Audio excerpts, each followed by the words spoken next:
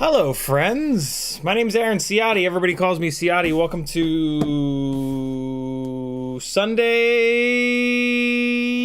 tuning.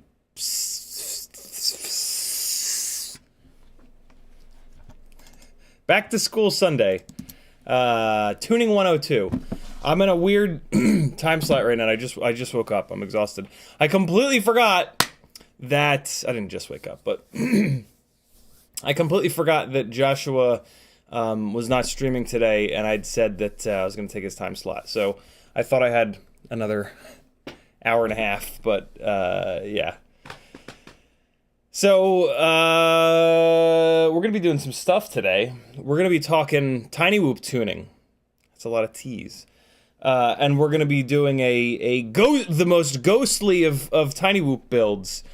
The tinywhoop.com 0702 32,000 kV motors are this light sky blue color you can kind of see there.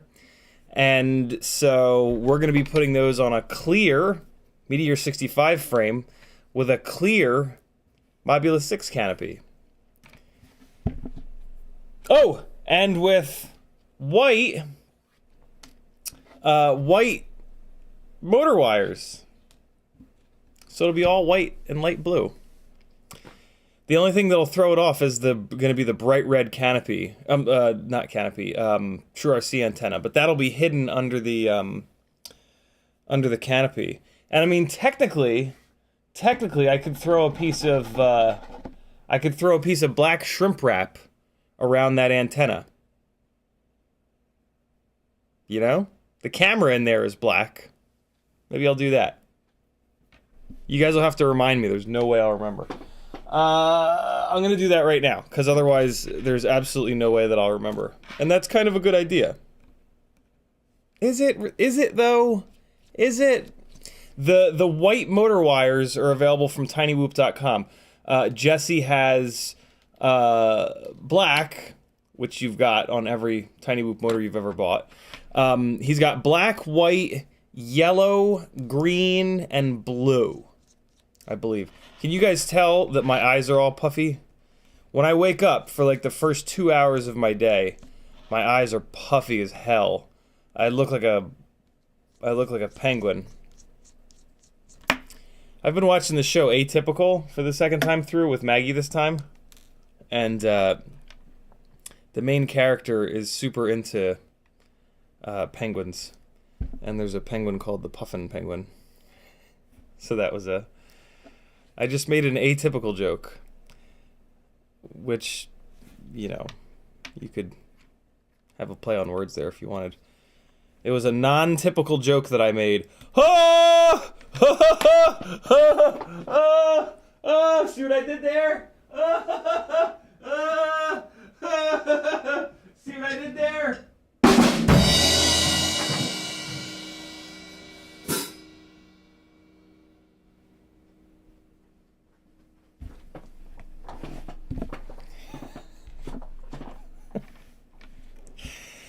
And thus, a new bit was born. I can't do that on the Monday night streams, though. It'll be a little bit too late. But that won't be the first time that happens. I'm sorry, that won't be the last time that happens. So this canopy is off of here. This is also the canopy with the stupid new school. It's not stupid. It's fine. The new school Runcam Nano 3. I gotta be honest, man. The current generation Runcam Nano 3 is really good inside. Look at this. Look at this. Look at this. Hey, this is my full-time job. CiottiFPV is the best way you can support me. Patreon helps me the most. Etsy has some stickers and hardware. Fiverr, you can work directly with me one-on-one. I want to help you fly better, tune better, build better. Teespring for some shirts and apparel, PayPal if you just want to support me directly, and then I got a whole bunch of affiliate links here. We Bleed, Newbie Drone, FPV Cycle, Amazon, Get FPV, oh my god, HD Zero, that's a new one, Flywoo, Banggood, Camera Butter, AliExpress. Look at this though, look at this, look at this, look at this. Shout out to Kevin Sumner for taking a bunch of screenshots here. So you can do this yourself over on the Livestream Live Discord channel. In order to get access to it, you're gonna have to join my Patreon for 10 whole cents a day. But yeah, look at this, yo. Hold on, let's get zoomed in.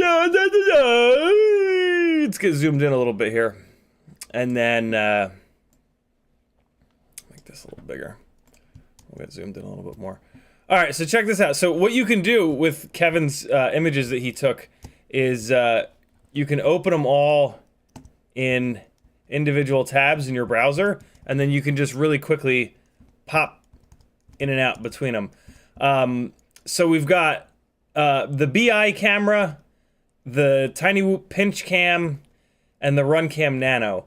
And like, yes, the Runcam Nano is more washed out than the other two, but in that washed outness, there is detail. Like, I don't need oh, imp, god damn it. It's okay, man. It's okay. The HD Zero is absolutely brand new.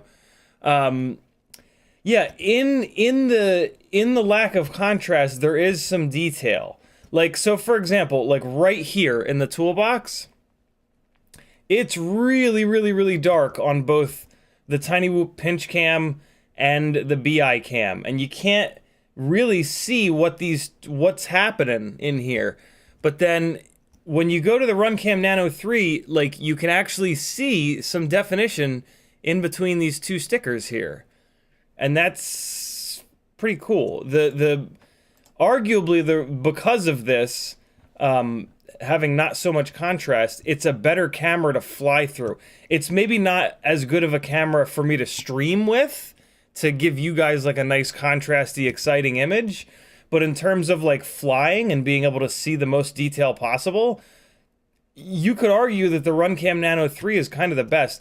If you look here at the monitor too, which is relatively bright, and you look at like the individual lines here, so this is what my OBS window looks like. So yeah, like if you look at the individual lines here, they're gone. They're completely gone on the pinch cam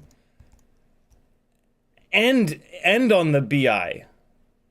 And that's partially because of the field of view. These two guys are slightly wider field of view. But yeah, I mean, look at that. Look at the difference there. Isn't that wild? The closest in terms, this little comparison makes it really obvious how wide the pinch cam is. I was starting to think that the pinch cam wasn't as wide of a field of view, but like it is for sure. Like between these two images, if you look up top here, initially I thought that the pinch cam was just at a lower camera angle. And it is at a lower camera angle, for sure, because there's a ton more duct showing up, right? Like, on this one here, there's very little duct. On this one, there's a whole bunch of duct. That also has to do with the fact that the pound mount that the pinch cam is mounted in is very low. And then this Newbie Drone BI camera is mounted up on a high mount. Let me show you that real quick. So this is how the Newbie Drone pinch cam is mounted. And then this is how the pound mount is mounted. See the difference in height? Pound mount is very low. Tinywhoop pinch cam is up really high. So that does have a lot to do with how much duct is showing up in each one of these.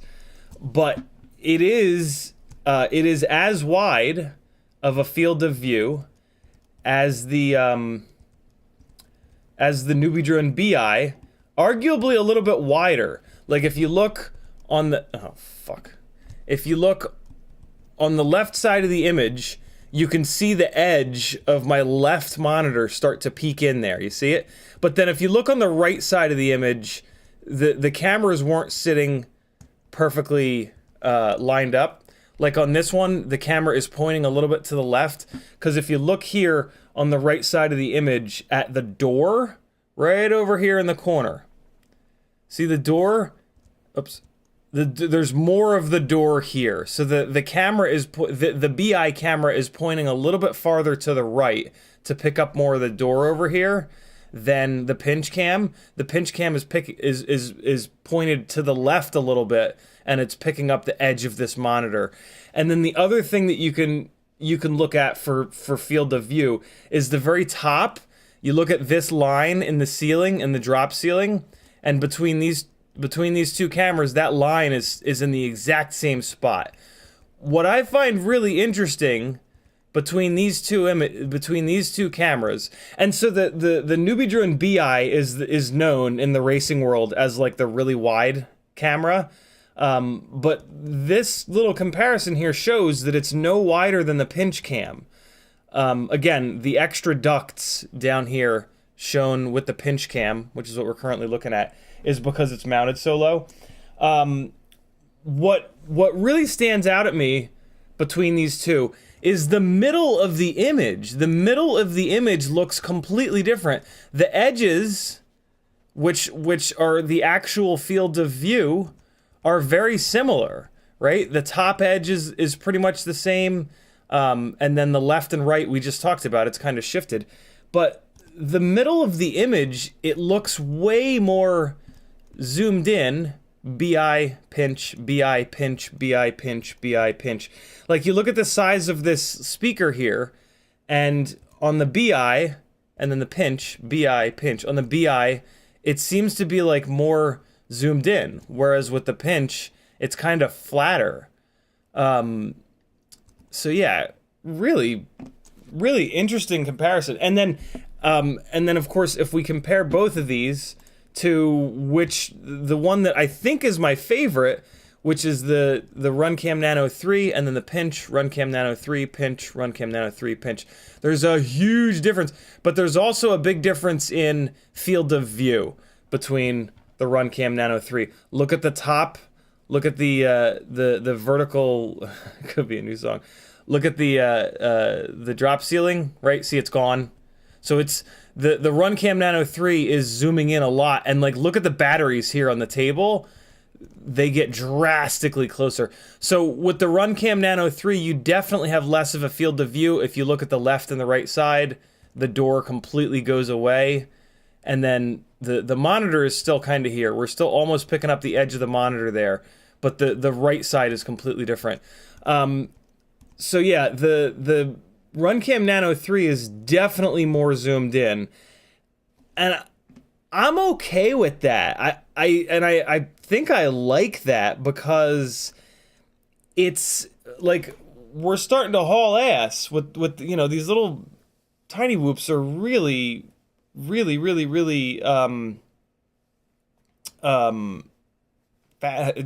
just cooking nowadays, and having that smaller field of view, what that actually gives you is a zoomed in image. And we're seeing that there's more detail in that image as well, so it's going to allow you to see the gap that you want to shoot sooner and get ready for it. So yeah,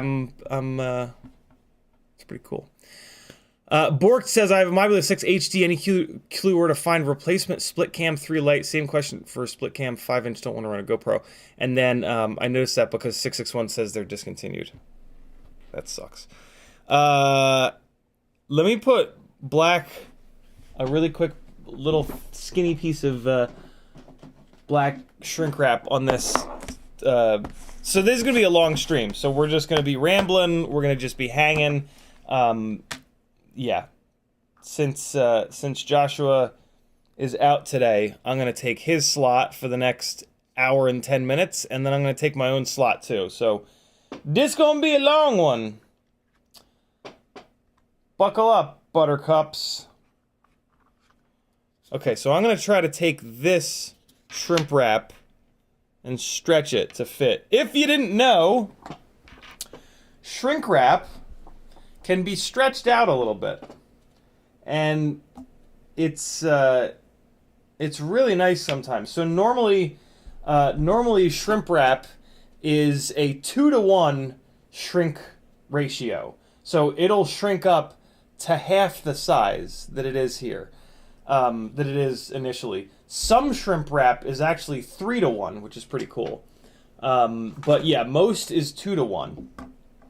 What they don't tell you is that you can actually stretch this out, and then it'll shrink all the way up back. So you can kind of like take this 2-to-1 stuff and stretch it out to be bigger, and then it'll shrink. It'll kind of become 3-to-1 shrink ratio. So let's. Michael D says, to me the BI seems to have a slight fisheye curvature. I notice it when going through a square gate. Yeah, so that's what we're talking about in the middle of the image. Thank you for saying that. I kind of lost my train of thought there. Yeah, when you see like the things in the middle of the image get closer and farther away, but the field of view doesn't change, that's exactly what's going on there. There's a little bit of fisheye distortion. And it's hard to determine which one has the fisheye distortion, like unequivocally, but it's certainly there. The thing to remember, so I'm cutting this a little bit long, a little bit longer than it needs to be, because when you stretch it out, it does kind of shrink it down this way. Watch what happens. It's kind of fascinating. So right now, it's a little bit longer than it needs to be for this thing, right? You see it? But watch what happens after we stretch it out. like when we stretch it out, it's definitely going to shrink up this way. And so to stretch it out, take your favorite needle nose pliers and just put it in the jaws and just pull on it a little bit. You got to be kind of gentle, and you got to rotate it around, because when you do this, you're not stretching the part of the shrimp wrap that's touching the jaws. So you got to stretch it a little bit, turn it, stretch it a little bit more, turn it, and then you also have to flip it over because the jaws are wider on one side than the other. So flip it over, and you really just be gentle and gradual. Take your time, otherwise you're going to rip it. And you will not believe how much you can stretch out shrimp wrap, and you will rip it, and you will have to do it again, but just keep at it. And now look, now it fits. It wasn't even close to fit. I didn't show you before, but it wasn't even close to fitting before. And you got to kind of be fast, because it's like as soon as you stop pulling on it, it starts to try to pull itself back to its original shape. Like you can already see that it's not, like it won't go on here anymore. Here's where it was originally. Like it's not even close. Hold on. So I'm trying to get it to be round. Okay, so there it is, round, and it's like it's just not even close. Sorry, everything's out of focus, but we're just going to charge through. And so this has already shrunken down from my stretching it, so I need to re-stretch it here. So just work it a little bit. After you do this a bunch of times, you'll kind of figure out how much pressure you can put on the needle nose pliers here before you rip it. So quick, pull it off of there, slide it on. I'm kind of at the limit with this one. I got to be really careful. Let's pull, and you can just keep going back and forth to make sure you don't rip it. Spin it a little bit. All right, so here we go. This will be the one. This is going to go on. Quick, quick, quick. There it is. Okay. And it's already starting to shrink up. And there we go. We've got a soon-to-be all-black True RC Singularity that's a little bit heavier, but, you know, looks over performance.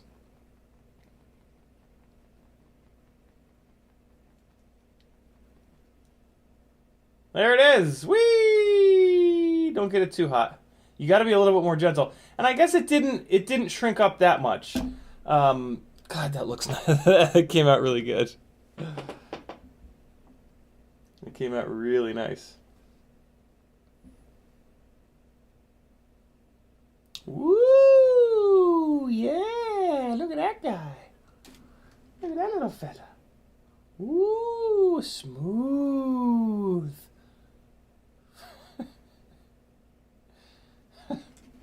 It's the little things, you know? It's the little things. Alright, I remembered to do it. Look at me go. Happy days are here at last. Let's put this shrimp wrap away. So yeah, prepare for a very rambly, long, chill kind of stream today, my friends. On this, it's actually gorgeous here in Atlanta today.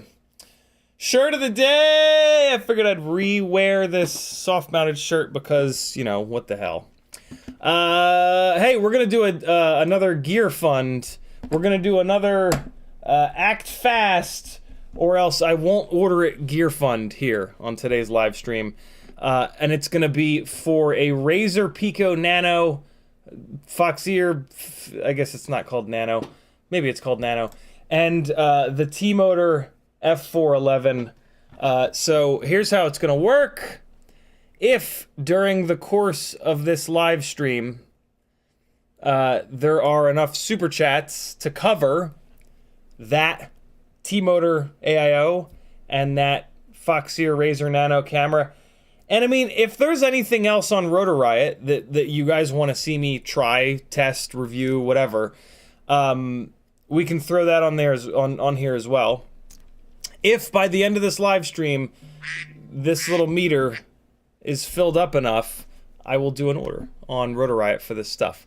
So where the hell is that gear fund? Here it is. Okay, so kill that one, turn this one on, and then so this is going to be called the. So first we're going to do the T motor AIO. T motor F411 AIO fund. So that thing is $66, and then super chats with super chats. The boffins at Google take 30% of them. So let's just 30% of 66. Let's call it $20, $22, 66, 22, 80, 88. Call it 90. Let's call it 90. So yeah, if by the end of this live stream, this is filled up to $90, I'll order that AIO. And then if we get there, I'll put another one up and we'll see. Yeah, we'll see. In the chat, Denzel the Terrible was first, PJ was next, Kevin Sumner, Frank Nicholas, Apache Smoke, Wooded Sniper, Bork, Rob Axis, and Aaron FPV, Imp FPV, TK, Fractalize, Marcel Off Axis, Scott, Mr. Huggy, Northern Tier, Denzel the Terrible, Daniel Harmon. Man, it is really difficult to read these names in different colors. Dan Richmond, Rob Axis, and TK again, Imp FPV, Mario, Gamma Gonad, Brandon's Baked Beans, Marcel Off Axis, Daniel Harmon. I think I got most of you folks. What's up, friends? Thanks for coming. If you want to talk directly to me in the chat, all you got to do is type CiottiFPV. If you do that, it'll light up an orange, and I'll know that you're talking to me. What else is there on the Rotor Riot store that's of interest? Anything? Or like unique? I'm definitely gonna throw one of these on the order. Every time I do an order at a store that has these in stock, I snag one because this is my favorite giveaway item. Because everybody needs to have a short saver too. It's the only smoke stopper that actually works. And it's just like the perfect giveaway item in my opinion. So I will be ordering one of these. I'm probably going to order a couple of these dischargers too for the same reason. I love these little dischargers. Let me pull these out into their own little window here. I'm a tab freak. And eventually it gets kind of out of control. All right, so let's pull this back here, and yeah, I mean, this is gonna be a long stream, so we're gonna just kind of like hang out. Let me get caught up on chat. TK says no Bardwell today. Yeah, no, he's on a trip with his family for the next couple of weeks. I think he's missing a bunch of streams. Apache Smoke says good evening, CiottiFPV. Denzel the Terrible says, ooh, I'm first. Hope your hangovers are mild. Rob Axison says, hola, Senior Gangle. Rob Axison says, great weather for flying in Savannah. Too bad I'm at work. Imp FPV says, good evening. Rob Axison says, I'll get started on those camera mounts in Violet TPU when I get off work. There's a fly. Which ones, Rob? Are you talking about the gangly cams? No, it's not called gangly cam. The McStinkies. So I need to figure out what up tilt. If you're talking about the McStinky,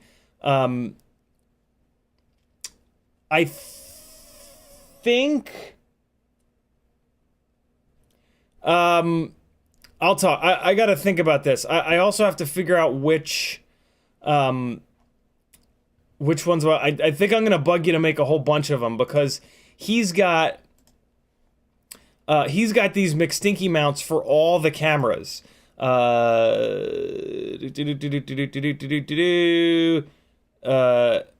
yeah, the McStinky, the regular old McStinky, is for Foxy or Pico Razor or the Tinywhoop Pinch.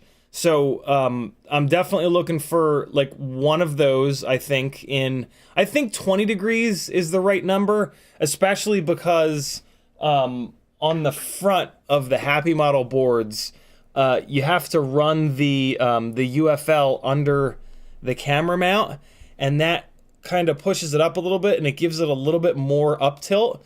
This one's 15, and it's definitely too far down. There's a ton of duct in view. So I think 20 is probably still too low. I think 25 might be the right number, because I believe with 25, it will, although now that I look at the McStinky mount, it puts the camera farther forward, which is really nice, because that's going to pull a little bit of duct out of view. So, I think that maybe 20 is the right number. Yeah, this pushes the camera forward significantly versus the pound mount. So yeah, maybe 20... Maybe 25 is the number. Maybe 20 is the number. Maybe it's 25. Wow, look how much up tilt that one has. Jesus. I want to try to get as much of the duct out of view as possible. Let me, I'm going to say 25. I'm going to say 25.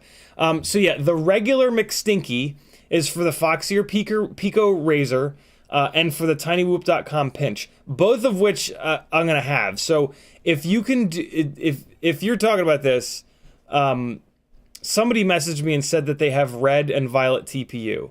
I would love a 25-degree regular McStinky in both red and violet. One of them will be for the Foxier Pico Razor on this Rotoride order, and one of them will be for the tinywhoop.com pinch. And then look, he's got the big McStinky, which is for larger cameras, like the FPV Cycle Caddx Ant Lite, or the Newbie Drone BI, so we can keep the Newbie Drone BI going.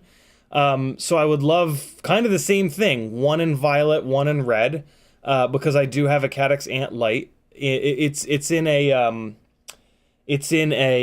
tiny lifter right now, but I've been considering snagging another one just so that I have a full set of cameras to do these camera tests.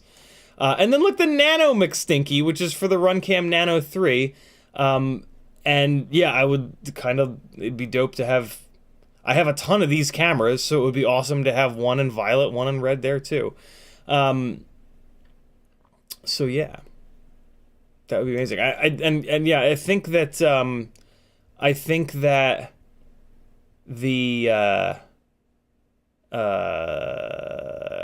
25 degrees up is about right. I'm hoping that's not too much up tilt.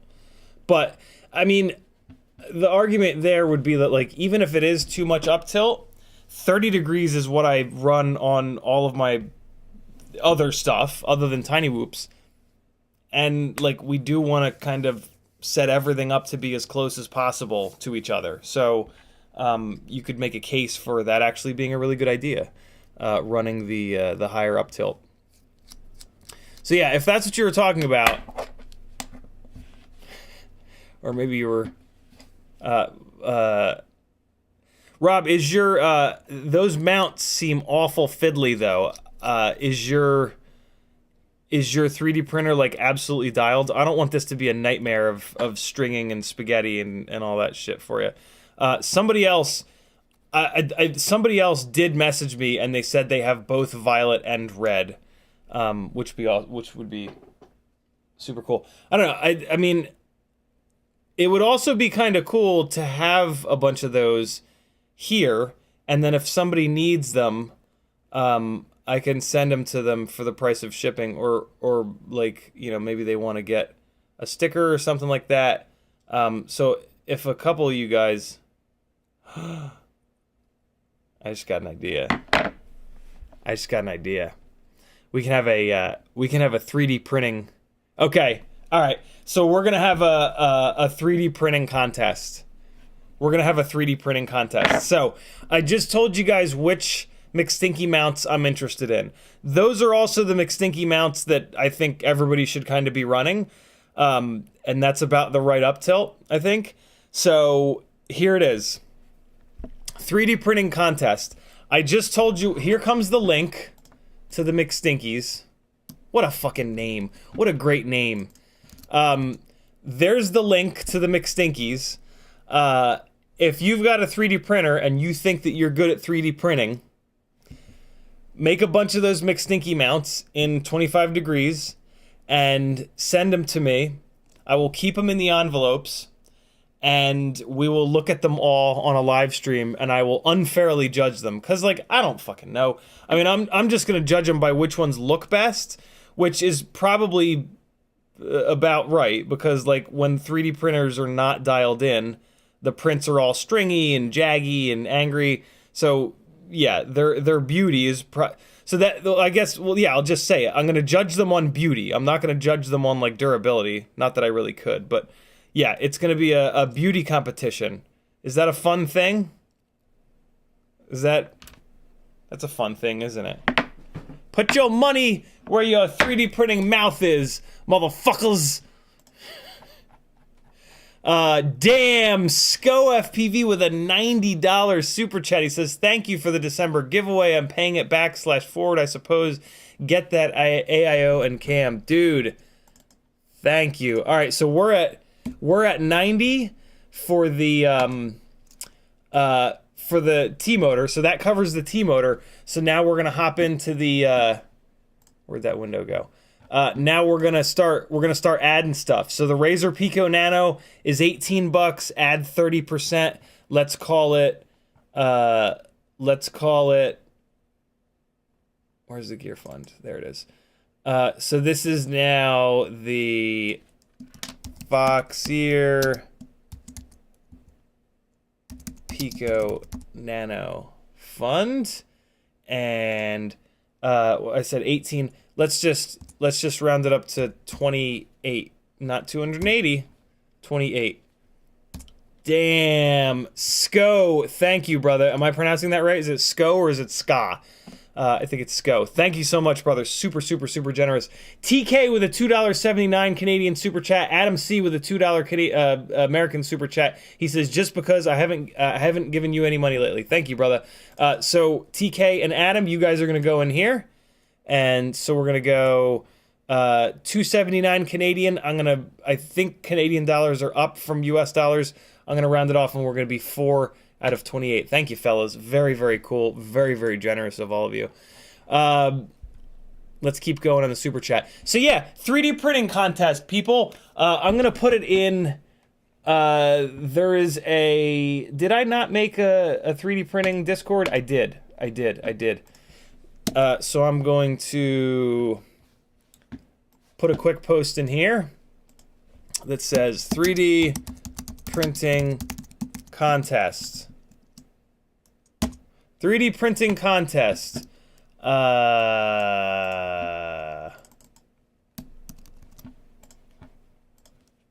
Okay, so print.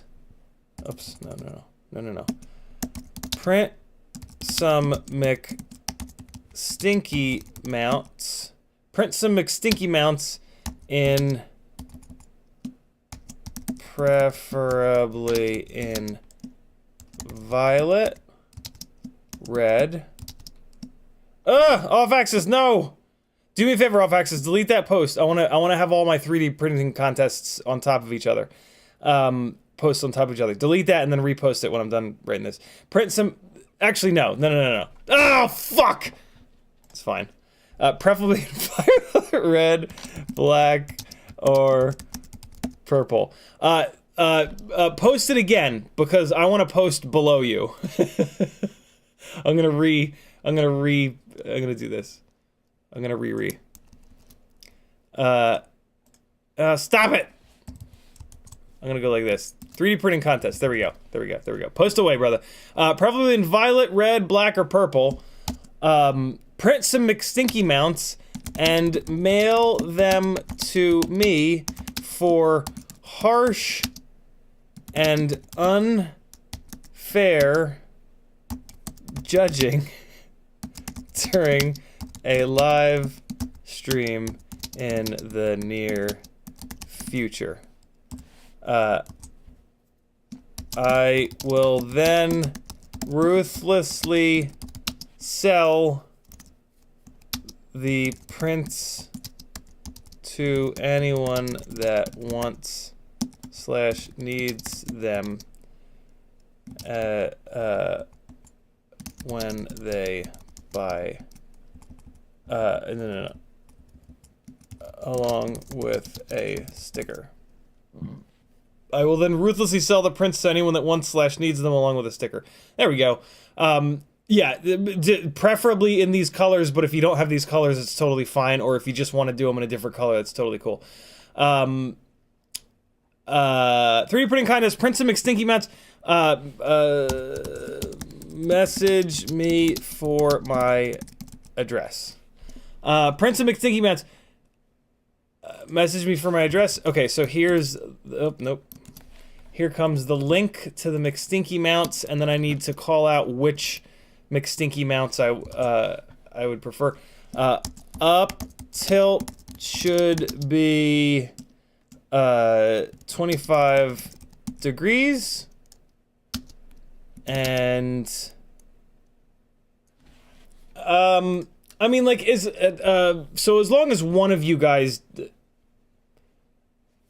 let's just say this, and you pick which version of the mount you'd like to print. Oops. Print. And then what are the 4 options? The 4 options are OG, OG, / nano, / big. Up tilt should be 25 degrees, and you pick which version of the mount you'd like to print. Or or maybe I should say, because you guys are going to be able to put a whole bunch of these on the bed at once, right? So let's just say you have to print one of each. You have to print one of each. How about that? Up tilt should be 25 degrees and print one of each, is what I'm going to say. And print one of each type. OG, nano, and big. OG, nano, and big. And up tilt should be 25 degrees and print one of each type, OG, nano, and big. That's everything, I think, right? That's everything. 3D printing contest. Print some McStinky mounts. Mail them to me for harsh and unfair judgings or in the near future. Or then ruthlessly sell the prints to anyone who wants needs them along with a sticker. Message me for my address. Thingiverse link. Up tilt should be yibbity yibbity yap yap yibbity yap. There it is. Is there a way to pin some shit? If I pin it, it's gonna go to the top, isn't it?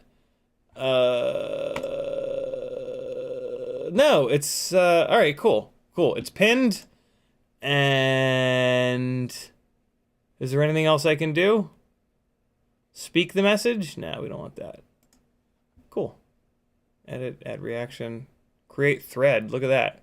What if I create a thread? Oh, no. I don't like that. Okay.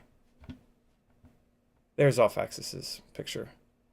Alright, so we got a pinned 3D printing contest. What do you think of that? That is a text channel that's open to everyone. That is not behind a 10-cent per day paywall, friends. Cool, that's fun. The best ideas always come during live streams. Okay, so let me get back into the chat, and we can, while I'm getting caught up on the chat, I'm going to be getting this ghost build kind of going here. Ghostly build.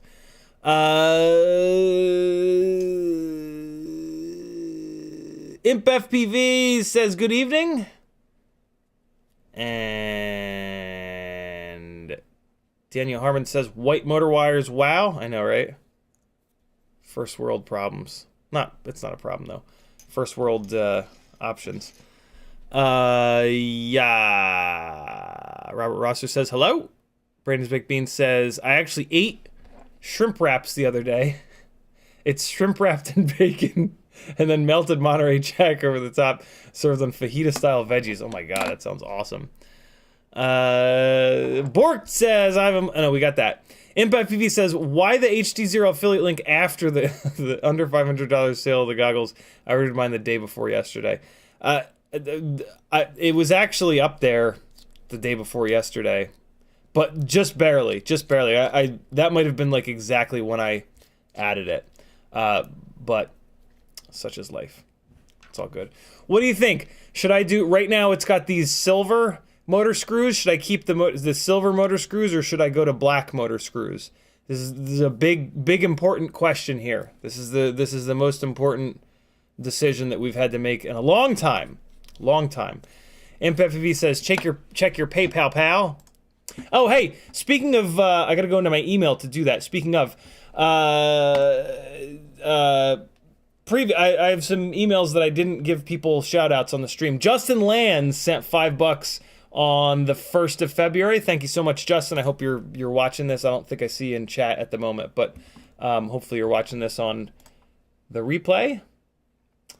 And the comment was, thank you for the stream. You're certainly welcome. Mark is unread. And then we got a little bit of Paul Dion. Well, that's for a sticker pack. Okay, cool. So we're good there. Mark is unread. Chris Piner or Pinner. Welcome to the Gangly Gang, my friend. New patron. Thank you for joining up. I gotta update my GoDaddy payment info, apparently. And then we've got a little bit of, I think I saw one more. That's where I bought that receiver. Donald Nielsen, welcome to the Gangly Gang as well. Another new patron. Thank you, brother, for joining the madness. Supporting the madness as well. There's Matt Smith messaging me about the McStinky print, so I'll get back to Matt in my email and send him a link to the contest. I'm actually going to do that right now because otherwise I will forget. How do I copy message link and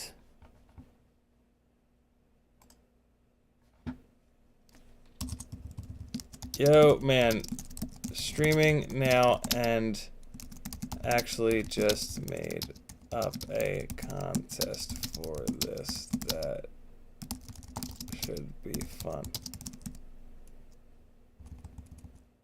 on Discord. Here's the link. Alright, hopefully that works. Hey! Bardwell's not the only one that can go through emails during his live streams.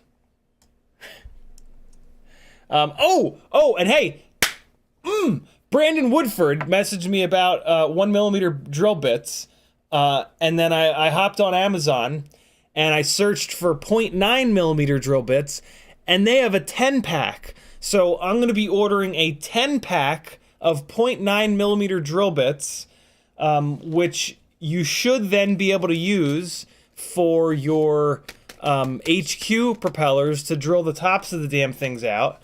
And yeah, I don't need 10 of them, so I'm gonna sell 8 of them to you guys. So there will be 0.99mm drill bits available very soon. Hopefully they're actually 0.99 of a millimeter, and they're not oversized a little bit, because if they're oversized, they'll open the props up too much and then they'll slip on the shafts.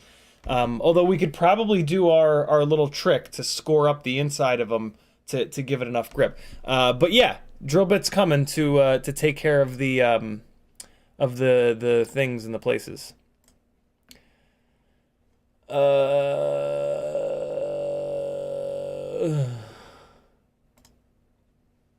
Hey!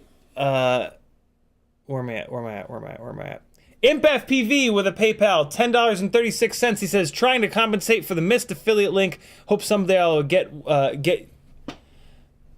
I will get to use one up here in Europe. Best. Imp. Thank you, brother. Very cool. The wording of that just melted my brain. So 1036, we're going to put that into the gear fund here. And we're just going to round it off. And we're going to put a 1 in front there. Thank you, brother. Very cool. Very, very cool of you. Dropbox has updated its terms of service. That's very exciting. Zox. Hey, Patreon payout. Way to go, Patreon. Thank you for allowing me to eat this month. All right. Let's keep it going here. Manjaro Black says, you remind me of my high school best friend. I wish he was still around. That's rough, man. Well, I'm glad that I can, maybe this is the universe's way of, you know what I mean? The universe always has a way of replacing living things that, oh, speaking of, I wanted to, our 16-year-old Sage's, one of his rats died the other day. Friday, actually. Right before the live stream on Friday, I was in the backyard burying one of Sage's little rats, and but it was kind of dark, and so I didn't know if I got the little. I wanted to make sure I got enough dirt on it, and I didn't go outside at all yesterday to check. But it looks like it's good. Getting a little grim. 661 says, newest Runcam Nano 3 actually looks really good on goggles with OLED screens. Oh, good call. They aren't as good on older LCOS screens or whatever it's called. What is it called? Is it LCD? It's not LCD. Is it LED? It's LED. I think it's LED. It might be LCOS. I don't even know. ImpFPV says, check PayPal, got that.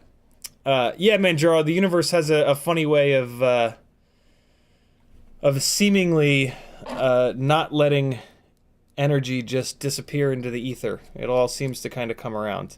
So that's pretty cool. Michael D says, to me, the BI seems to have a slight fisheye curvature. I notice it when you're going through a square gate. Let's take a look at the back and forth. I told you this is going to be a rambly kind of stream. So let's look at it when we're going. So we looked at these three images in front of the toolbox, right? Oh yeah. So if I really wanted to test this, what I could do is just point the camera straight up at the drop ceiling, which has a grid. You can that's how you tell. That's how with all like digital SLR lenses they test the fisheye-ness. They have a tight grid that they just point them at. But we can tell from this. So we were looking through these three images. I didn't show you these three images. We have these as well, and these will start to show up. Man, you can really see, like, look at the right side. Look at the lines on the right side here. On the Runcam Nano, look how straight the shelf is and the fireplace are. Ready? And then look how bowed. Look at the angle is kind of crazy. That's the pinch, and then it's just as bad with the Newbie Drone BI. So BI, pinch, Nano 3, pinch, BI. So let's just go between two at a time.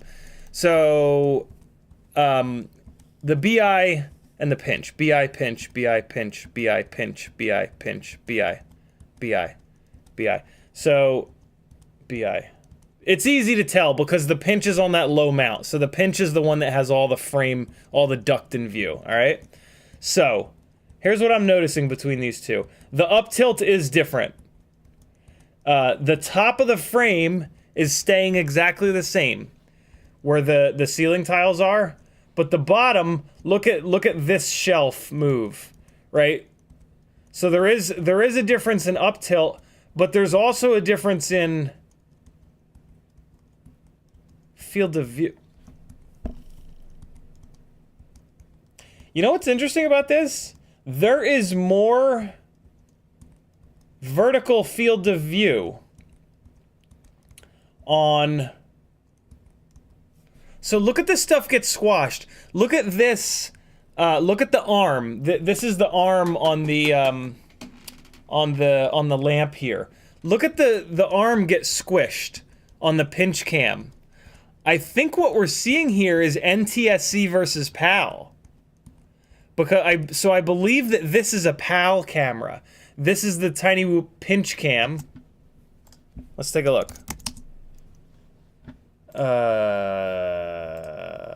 Is the Tinywhoop pinch cam PAL? I bet you it is. Let's do a find. It claims to have found the word PAL, but where the hell is it? It's not telling me where. Alright, well... I'm gonna have to message Jesse, because it's not in here. It doesn't look like it's in here. I'm not gonna do that with you guys watching, but I am gonna send them a message right now, because otherwise I will absolutely forget. No. That's not it. That's not how we do it. Okay, and Jesse. Hey, is the Tinywhoop pinch cam PAL or NTSC? My guess is PAL. Okay, so I think what we're seeing here is the difference in PAL versus NTSC, which is really cool because I was kind of wondering that. I was really wondering this. There is literally more vertical field of view on the Tinywhoop pinch cam. See how everything compresses? This is a 4x3. Like, once you get into the goggles, it makes everything 4x3. So if there are more lines of vertical resolution, it's going to just squash them down. And we're seeing that here because look, the top of the image is exactly the same. This line in the ceiling stays in place, and you can literally see it. Like, you can literally see stuff condense a little bit. So that's really cool. So with the Tinywhoop pinch cam, we've got more lines of vertical resolution. But then look at the normally I would say that that's without the fact that these things are like squishing. Normally I would say, oh, it's just a field of view difference. But look at the left and right sides. The field of view on the left and right are pretty much identical. You know, these shelves stay in the same place. This light on this side stays in the same place. So this is pretty cool, man. This is the difference between PAL and NTSC. That's kind of important because if you're flying one rig on a PAL camera with everything condensed, and then you start flying another rig on an NTSC camera and it's not condensed, right? So now let's take a look at it. It's just going to throw your perception off. It's going to throw your kind of like, not your depth perception, but yeah, your perception off. Now let's take well, it's going to be harder to tell with the RunCam Nano because it's going to be so zoomed in, but let's do that same back and forth. Oh my God, it's so different. It'll be easier to go back and forth with the newbie drone BI. So this is BI and then RunCam Nano. BI, RunCam Nano. See so everything shifts. Yeah, everything shifts so much because it's a lot lower. It's a lot less field of view. Although, look at the left and the right side of the image. Look at the shelving unit on the right. We have the exact same amount of the shelving unit in view. What about the left side of the image? The left side of the image is drastically different. The arm for the light and the big bright light off on the left completely go away with the RunCam Nano 3 here.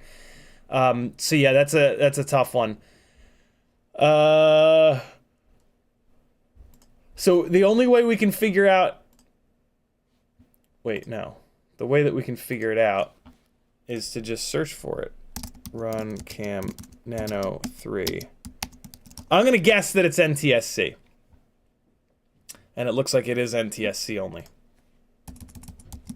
Let's search for PAL, see if there is a version of it in PAL. Ooh, there is. Wait, maybe? Nope. It is NTSC only, it looks like. Shop RunCam. RunCam Nano 3. Well, let's do this. Let's search on there. Oh, fuck. On their website. Nano 3, it looks like they only sell it, they only make it in PAL. So, okay. So the advantage of the... I'm sorry, they only make it in NTSC, rather. I think I just said PAL. The advantage of NTSC is it's a higher frame rate. It's 60 frames per second versus 50 frames a second for NTSC. Wow, man. Very cool. I was... Okay, yeah, and look at the FOV. The FOV is 140.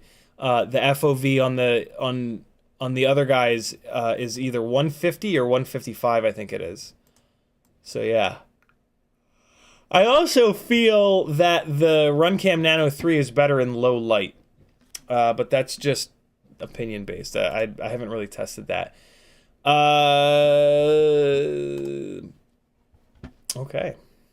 We're getting somewhere. So let's go back to this real quick. Newbie drone, BI, Tinywhoop, pinch, Runcam Nano 3. So now let's talk about like shooting a gap. So if you were gonna try to shoot the gap that is, let's say you're gonna try to shoot this gap over here, which is the bar cart. So you got a little bit of definition right in here. If this is the little gap that you were trying to shoot, let's see what that looks like in the other two cameras. It's still there. You can see it on the pinch. You can barely see it on the BI. The BI is struggling. That little gap actually kind of looks best on the pinch because of the extra contrast that it has. So that's kind of interesting. But like, pretend you're trying to shoot the gaps in this little 3x3x3 IKEA cube. Look how much cleaner that looks in the Runcam Nano 3. It's partially, again, because it's a lower field of view, it's zoomed in a little bit. But, yeah. So the pinch actually is the worst. I think because it's squashing the vertical down a little bit. So the only other thing that I do want to test with, in regards to, PAL versus NTSC is this guy, this power play records DVR at 60 frames a second. I can actually test this. I can test this right now. NTSC is at 60 frames a second. PAL is at 50 frames a second. So I wonder if a PAL camera, which I have footage from on the memory card that's in the computer, I wonder if 50 frames a second is going to skip frames being recorded at 60 frames a second versus NTSC, which is true 60 frames a second. And I'm pretty sure that I can just pull this up here and check that out. Because I should still have the video from that cam testing that we were literally just looking at. Shut up! And I think this is it.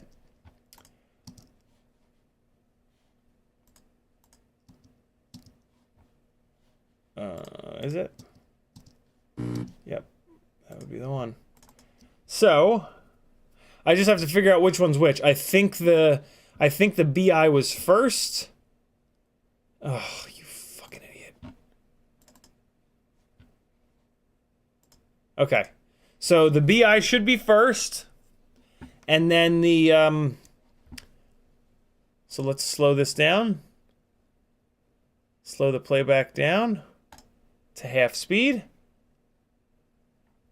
And this should be 30 frames per second. So right now, this is the Newbie Drone BI, which is NTSC. So this should be true. Look at the jitter. The jitter is interesting. It's really bouncing up and down like crazy. So this is NTSC. And then... no, this ain't it. So this is also NTSC. This is the Mobula 7. Man, look at the jitter. Jesus. I never noticed that. When you go half speed, there's all kinds of jitter. That's not the testing. That was comparing the both of the new Runcam Nano 3s. So that's not the right file. Hold on.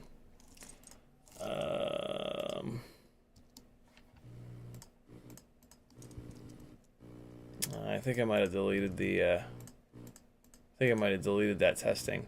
Or you know what? I wasn't recording during that testing. I was just streaming. It was just streaming footage. Damn it. Okay, so I'll need to, this memory card is filled. I'm not gonna make you guys watch me like dump the memory card out. So that's the only other thing, and it doesn't really matter. Because like it's gonna kind of drop frames anyway. Because it's then, for any actual usage, you're then dropping it down to 30 frames, and there's all that jitter. That jitter is really weird looking. I wonder if that has something to do with the interlacing that's going on. Maybe not. Maybe, though. Rockcrawler says, hey! Michael D says, never thought to flip it. That answers the troubles I've been having. Thank you. What's that in reference to? What were we talking about at 1:56? Good God, am I an hour behind on chat? Let me get this figured out. Marcel Off Axis says, nice work. Thank you, dude. Scroll. Bork says, is there a smoke stopper for PH1 1S? There is not. Rob Axison says, the McStinky. Right. He also says, email me a build list. I'll make sure I can get a clean print first. So it's in that contest now, along with the link. Kevin Sumner says, I have red and purple. I was thinking about printing a couple for myself. Very cool. YouTube just did the thing. Scrolling back up. CiottiFPV, thank you again for the super generous super chat, man. Very, very cool. And shout out to Adam C and TK as well. Thank you guys. You're the best. Denzel the Terrible says, so one of each at 25 degrees. That's it. Yep. Rob Axison says, I'm your Huckleberry. EE Doc says, the 4x3 NTSC Pico Razor is the best one. Very cool. EE Doc is super tied in with the racing community, the Tinywhoop racing community. And they're the ones that have been really paying attention to this shit for the longest. So yeah, when he says things, I just kind of take it. And EDoc has also compiled a ton of data with surveys. So yeah, when he speaks about Tinywhoops, it's usually absolutely dead on the money. So he's saying that the 4x3, I would get 4x3 no matter what, NTSC Pico Razor is the best one. Is that what? No, of course not. It's PAL over at Rotor Riot. But that's okay. It's none of the NTSC Pico Razors are in stock, so we'll snag the PAL one, and then at some point we'll snag the NTSC one, and then we'll have the exact same camera to do a really good head-to-head comparison of NTSC versus PAL. We'll see if there's any difference in... Yeah, that'll be really cool. Good to know. 4x3 NTSC Pico Razor is the best one. So that's the one that has more frame rate, 60 frames a second, and but less vertical lines of resolution. In theory, the higher frame rate is going to have a little bit less latency. I don't know about that, to be super honest. I think that in the digital world, there's something going on that makes that higher frame rate have less latency. I get a funny feeling that whole thing does not come through to the analog world. I could totally be wrong, but I've never really been able to understand that, to be honest. I don't understand why a camera running at a higher frame rate and then sending it through a digital VTX and all that shit, I fail to understand how, because it's not sending, like the VTX, to my knowledge at least, the VTX is not sending 120 frames or 60 frames to the goggles. It's just sending 30 frames. I don't understand why a camera taking more frames more often would reduce latency. But I mean, the testing, it's been tested. It's not like people just saying, oh yeah, it feels like it has less latency. Like, it's been tested. So, I know it's true, but It just doesn't make any sense to me. Like, the camera is taking all these extra frames, and then what? Like, we're not doing anything with them. The screens are only running at 30 frames a second. So, like, what's happening to those extra frames? They're just lost to the ether. It's the second time I've said ether on this live stream. That's weird. Or maybe I'm wrong. I don't know. Probably wrong. Often am. Be wrong a lot, friends. The only way to learn is to be wrong. Frank Nicholas says, the Razer Pico camera is PAL. Does that matter to you? I'm interested. You know, I love the idea of more vertical lines of resolution. And then they get squashed down, which is fine. If I decide that that's the camera that I'm going to stick with on everything, I'll get used to it, right? I don't like the idea of having one camera that's NTSC on one rig and then another camera that's PAL on another rig. I think that squashedness that we're seeing here is going to throw you off. I do not think that that's a good idea. This is, I mean, there's a noticeable, there's a noticeable difference here. Like, if I was trying to shoot this gap, it moves. Like, this is the gap here where my mouse is, and now that gap is over there, right? So I hate the idea of having one rig with PAL and another rig with NTSC. But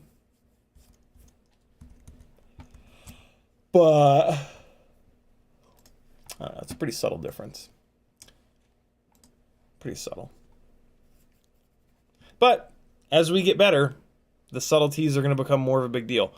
Proton to Go's in the house. What's up, homie? He says, what are the main tuning differences between 5-inch and whoops? Mainly, tiny whoops have a much lower power to weight ratio, so you want to try to push the PIDs much higher to offset that. The other thing, though, is that the vibrations that you get from tiny whoops are in very different parts. They're at very different frequencies. The tiny whoop motors and the frames vibrate very differently than a 5-inch carbon fiber frame with, you know, whatever, 1900 kV motor on 6S. So yeah, on tiny whoops, the vibrations tend to be higher, which is actually a good thing. That allows us to run less filtering, because when we say less filtering, it's like all of the high frequencies get filtered really hard no matter what. When we say less filtering, all we're doing is taking the amount of lower frequency filtering and pushing it higher. And up top here, it's all getting filtered really hard. So on a 5-inch rig, let's go really drastic and talk about like a Cinelifter. On a Cinelifter, you've got to pull the filtering way down. You got to cover like 150 hertz and below sometimes, because the blades are spinning slower and the arms are longer, so everything is a slower vibration. As the rig gets smaller and smaller and smaller, the arms get shorter, the hertz go up, so you can take your filtering and you can be more aggressive with the filtering and remove filtering, because yeah, when we're removing filtering, all we're actually doing is taking the bottom part of the filtering and pushing it upwards. The high frequencies always get filtered hard too. So with tiny whoops, usually we can remove a lot of filtering. Although the problem that we're running into lately is that the tiny whoop boards are pretty noisy. There's not many capacitors on them, and electrical noise is like broad spectrum. It's everywhere. So in a lot of cases, we can't really pull the tiny whoop filters up that much, because we got to cover the electrical noise that's kind of all over the place. Hey, sticker packs are available, 10 whole US dollars, and you can get 3 stickers. Limited time, first in the world, only time ever, first ever. This is the Gloss holographic sticker pack. It's a glossy window cling. You can put this on the inside or the outside of a glass window or anything smooth. It's a holographic Gangly Gang sticker, and it's a holographic CiottiFPV sticker as well. And then we've got the matte pack, which is a matte Micro King sticker, not a window cling. a matte Gangly Gang sticker, and a matte CiottiFPV sticker. $10 via PayPal. CiottiFPV.com has the link to PayPal. Yeah, send me $10 in your address and let me know if you want the glossy pack or the matte pack, and I will mail it on out to you. I've got stamps and envelopes sitting right here. Where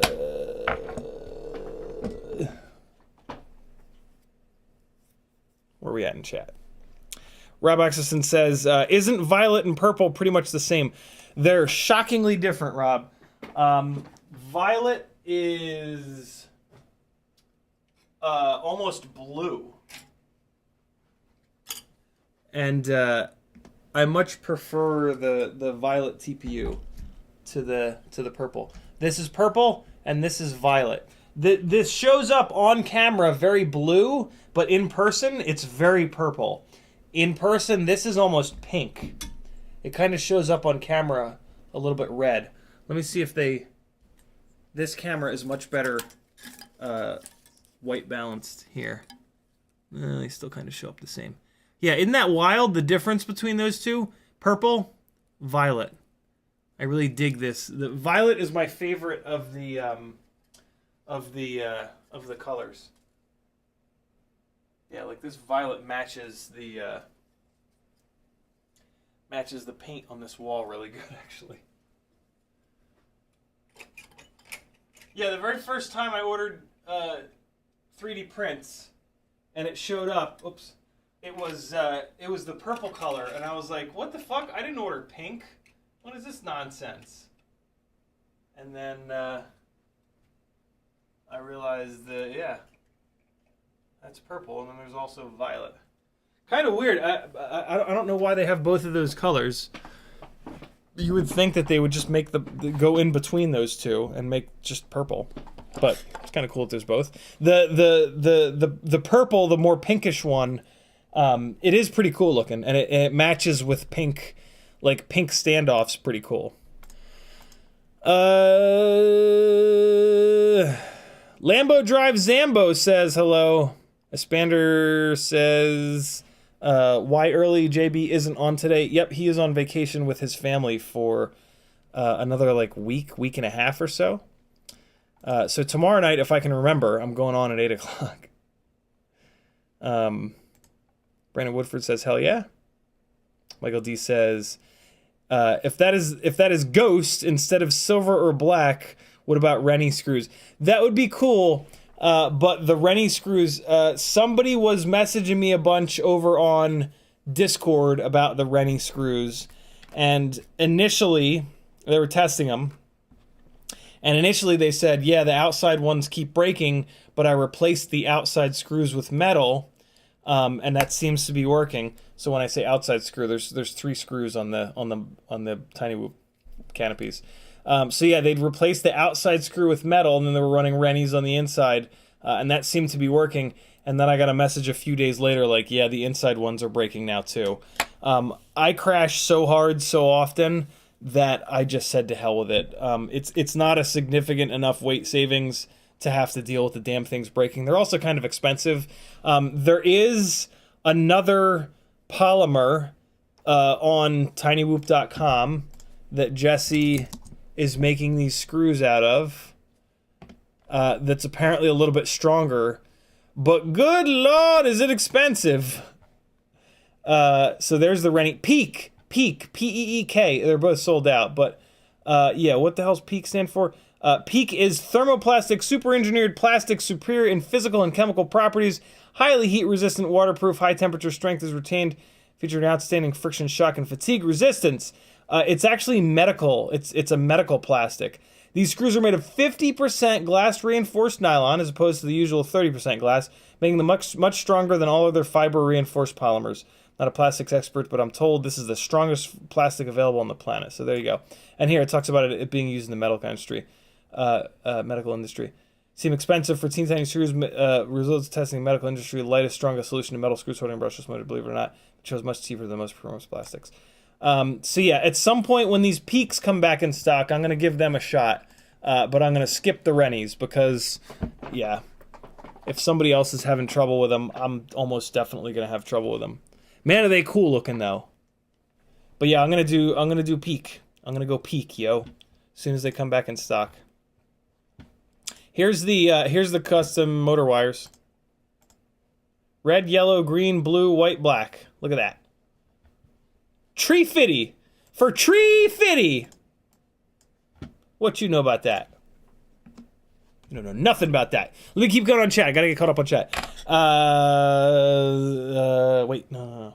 Hold on. While I'm doing that, just keep unscrewing things. Just keep mindlessly unscrewing things. You gangly shit. Try to get this ghostly build going here. Brandon Woodford says, hell yeah, man. Michael D says, no, we got that. Kevin Sumner says, Cold Front Penguin, I feel like CiottiFPV has bemoaned soldering Tinywhoop motors a ton. Cold Front says, Ciotti, why you never told us how hard soldering whoop motors are? Yo, I talk about that all the time, for the record. All the time. As often as I can, without beating a dead horse. Every time that I tell you guys about the diamond boards and how much I hate them, I make it a point to mention it. Because it's one of the things that I hate most about the diamond boards, which is that they fucking force you to direct solder those Tinywhoop motors. And it's just stupid. It's stupid. It's stupid. It's totally doable. Here's the key. The key is to buy this horrible thing. Yoctosun. It says Yoctosun on it. Yoctosun. Yeah, these, I'm 41, but I have really good eyesight. I've never needed glasses. For all my life, I've had 20/20 vision. I know that I don't have 20/20 vision anymore. My ability to focus up close has definitely gone to hell in the past 3 or 4 years. These things, and they have these stupid lenses, and they give you a bunch of different ones that are different magnifications. I run the thickest ones. This thing is what makes soldering Tinywhoop motors actually, like, doable.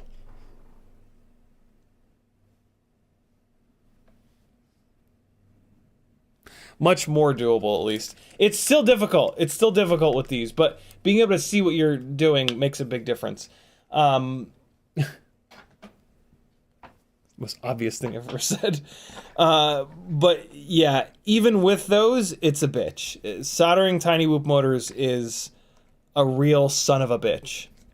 And yeah, I try to scream that from the rooftops, but I live stream for 10 hours a week, so if I mention it once per live stream, it's you're not going to hear it very often. But yeah, it is hard, man. It's not just you. It is doable, though. Just keep going. Use flux. Try to get some magnification. If you don't have that headset stupid thing, you should absolutely have a 5x loop, and you can just kind of like, just kind of mess with it, and you can get it to the point where you can fucking pirate that shit into your eyeball, and then you just, because you need hands. The headset is nice because you're completely hands-free. This can be hands-free. Just keep moving it around. You can get it to the point where it comfortably sits in your eye. Yeah, it's all about magnification. Soldering really, really, really stupidly small stuff is all about magnification, in my opinion. I'm going to put this in here so that the jib jab is on the flibby flabby. The flip flops are going to hang out with the hip hops. Okay, cool. So here we go. Putting some ghostly motors in. I wish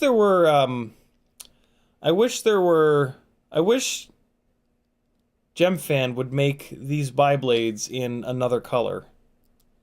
They only make them in the smoke crotch gray. Jesse from Tinywhoop custom dyes propellers, and he sells these in like a dark purple, but it's just the gray with some purple in it, because he can't get, like, they don't make them in clear for him to properly. And then on this Tinywhoop order that's coming, should be here tomorrow, there are black. He's dyeing these guys jet black, so I'll have a set of Gemfan biblades in like black, the blackest night of the blackest black.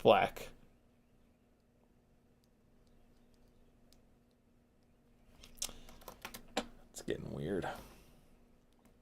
It's getting weird in here.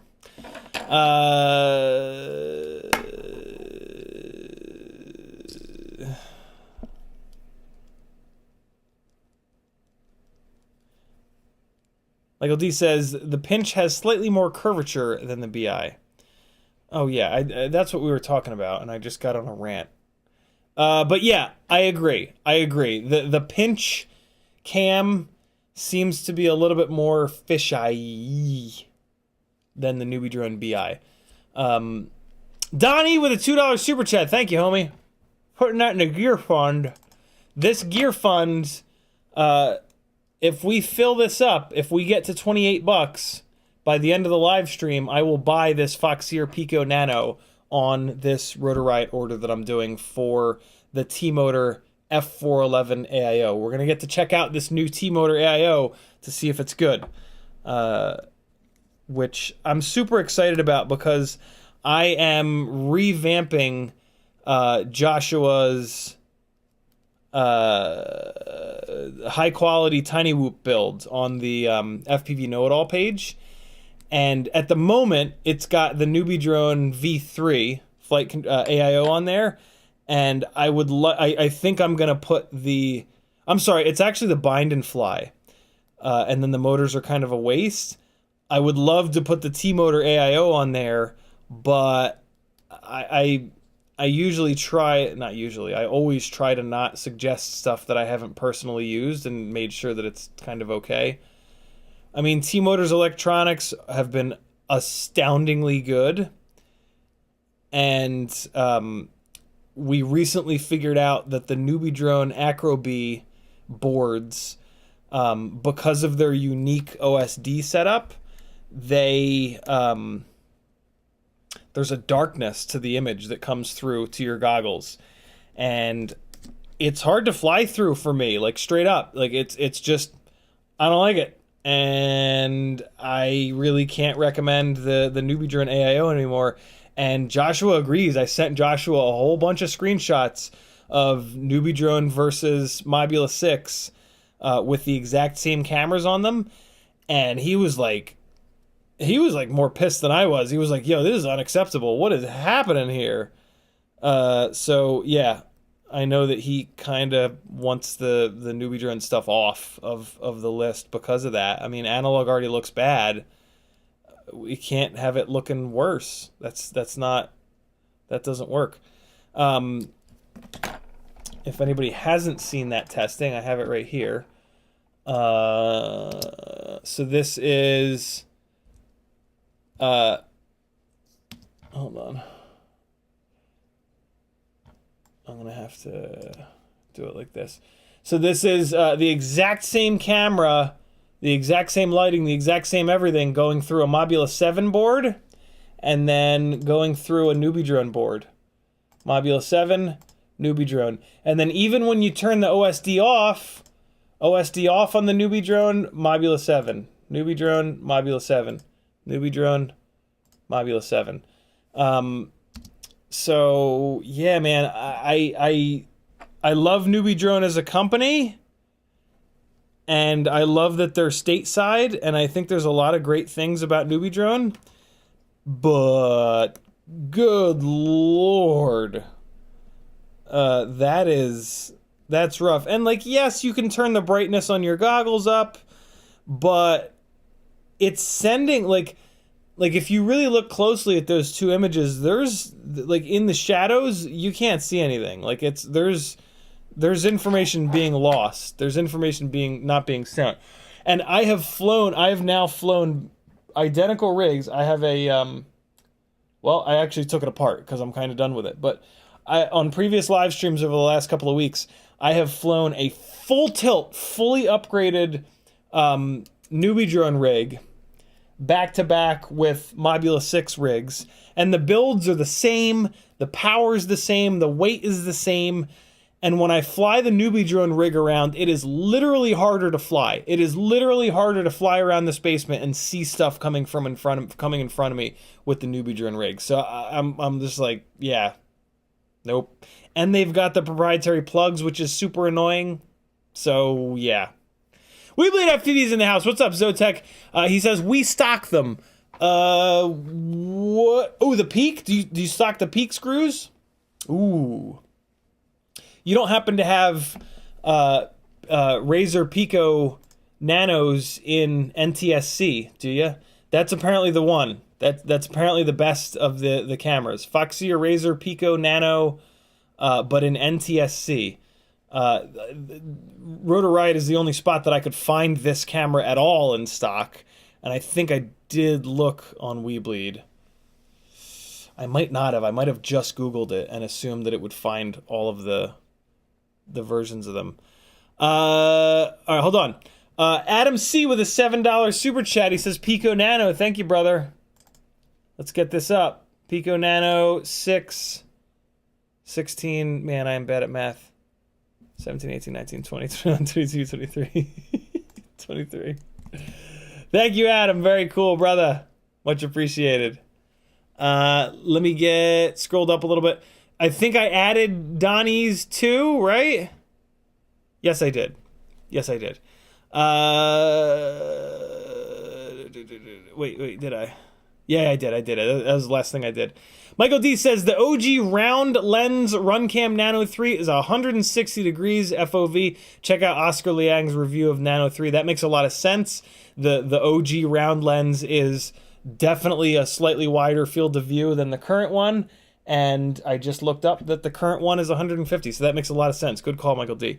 Bulldog FPV says, thoughts on the Flywoo flight controller boards? I don't really have any. I've not run any of them. Chat, have any of you guys run Flywoo flight controllers? And do you have any good or bad experiences with them? Flight controller. I don't think I've ever run one. Let's see. Let's see if I recognize any of them. Ooh, the Flywoos or the Gokus. I have not heard great things.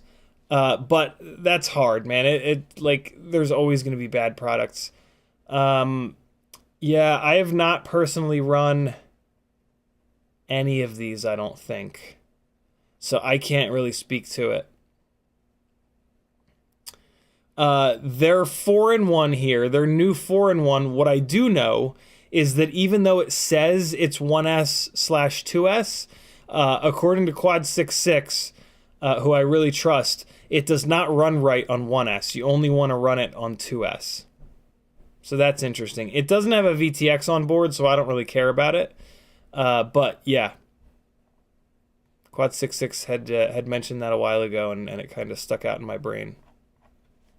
So we're gonna have to rely on chat. Chat, luckily, is filled with brilliant bastards, though. So, Titan says, I've been thinking about building a 3-inch freestyle squad. I like that. With 2S batteries, and I was wondering if 1404 4600 kVs would work. Would it be too big for 2S batteries? The problem is they're going to be way too low of a kV. 4600 kV, you want 4S. Maybe 3S, but really you want 4S. 2S is going to be way too low. You're not going to get enough RPM to make any power. For a 2S rig, you're looking for 10,000 kV or somewhere around there. 9,000, 10,000, 11,000 kV is what you're going to need for 2S. So yeah, that would be the problem. Why 2S? Do you already have the 2S batteries? Espander says digital VTX is sending 120 frames per second. All right, so I was wrong. Not surprised. So the VTX sends 120 frames per second, but then what do the goggles do? I mean, the goggles are then going to crunch that down into 30 frames because that's what the screens display at. Or maybe not. Are the screens 120 hertz? Are the screens displaying at 120 frames a second? I'm all old school, man. I'm old school, like, TVs are 30 frames, dirt. Anything more than 30 is useless. I mean, I'm actually old school to the point where I'm like, yo, 24 frames is what we want, because that's cinema shit. But, we bleed. EEDoc says it's not latency, it's a better update rate. So that makes sense. So that lends me to believe that the screens are running at 120 frames per second. And that would make sense because of everybody talks about hertz. And I know that there are computer monitors now that are 60 and maybe 120 hertz. So I think that's probably what's going on. Espander says Walk Snail and DJI goggles sending 100 frames per second just because screens can do 120 frames per second. So there we go. Okay, we got there. Kevin Sumner dropping the CiottiFPV.com link. Thank you, brother. Bulldog says also you're reminding me about my stickers. Should be in your PayPal from a couple weeks ago. Bulldog.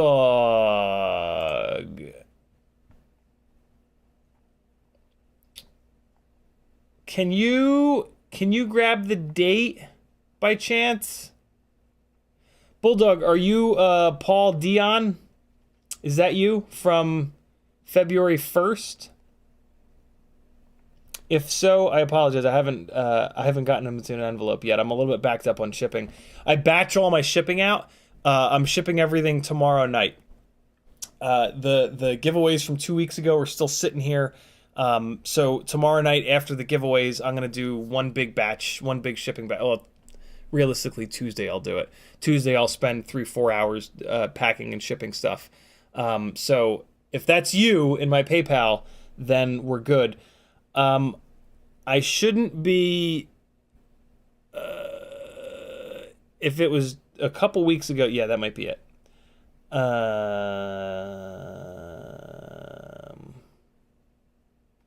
Yeah, what's your name on PayPal, Bulldog? So I can look you up here in my email to make sure that I get them out to you. My email is a bit of a mess at the moment. I get it together and then it gets messed up, and then I get it back together and it gets messed up. Thank you for the reminder, though. Very much so. WeBleed says we stocked them. Ooh, and there's a link. Ooh. All right, cool. Bobby Bags bought 100 Peak and Rennies from Mizumi website last week. Cost about $50 for 200 of each. Love wasting money, but I love those hobbies. Nice. 200 total, 100 Rennie, 100 Peak. That's baller shit right there. Hey, if you guys want to buy Rennies or Peaks, Bobby Bags has a shitload of them. Just tag him in the chat, and yeah. Christian says, I have a Mobula 6 ELRS that cuts out the video on every crash. The video comes back after some seconds. No splash screen, just black or static. Some settings, or is the AIO about to die? AIO is probably about to die. There's really no settings that have anything to do with that, unfortunately. If you bought that rig recently, I would say, I don't know, within the last month or two, hopefully you bought it from GetFPV, Pyrodrone, or RDQ, because they have pretty good return policies. So shoot them an email. Tell them what's happening. Be honest. Tell them how many batteries you've flown. Take a picture of it. Maybe take some DVR of it happening. And say, hey, can you help me out? Maybe they'll say no. Maybe they'll say yes. Maybe they'll send you a whole new one.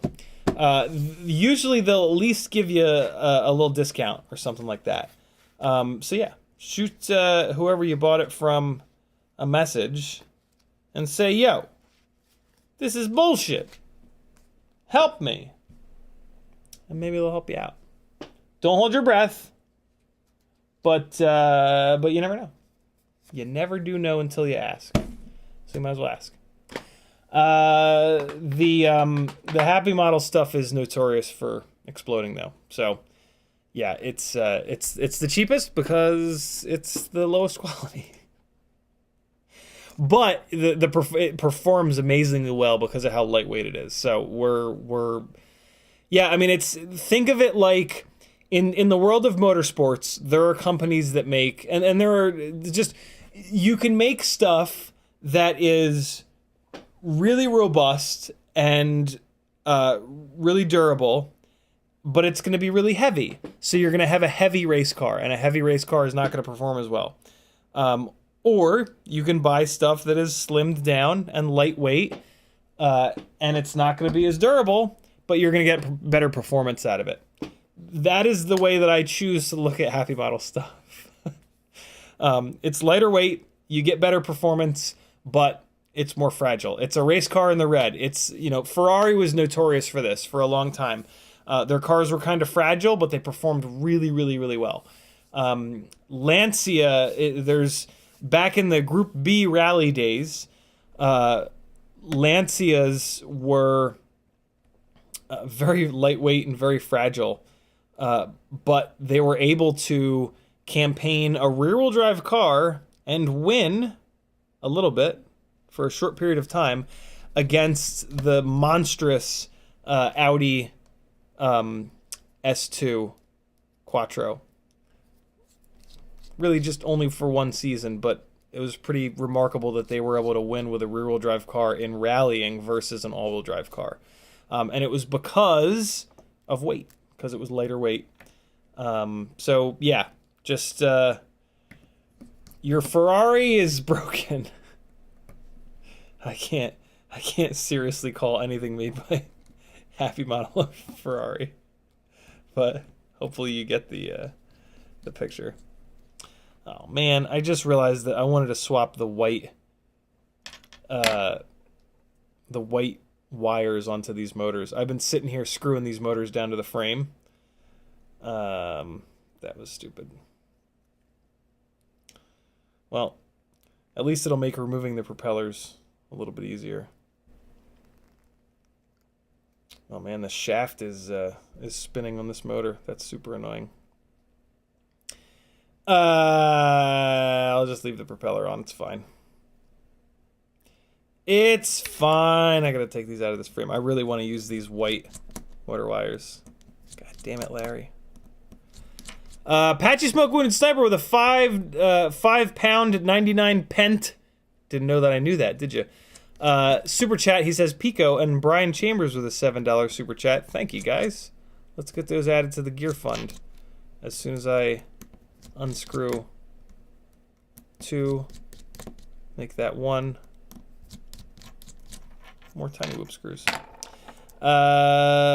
Cool. So we're good on the Pico Razor. We're gonna keep going. We're gonna keep adding stuff to this tinywhoop.com order. So we've got, what's the gear fund? We've got 23. That's gonna go up to, I think pounds are roughly even with the US dollar now. So I'm gonna add 6. So we're up to 29. So that covers it. So the Pico Nano is good to go. I'm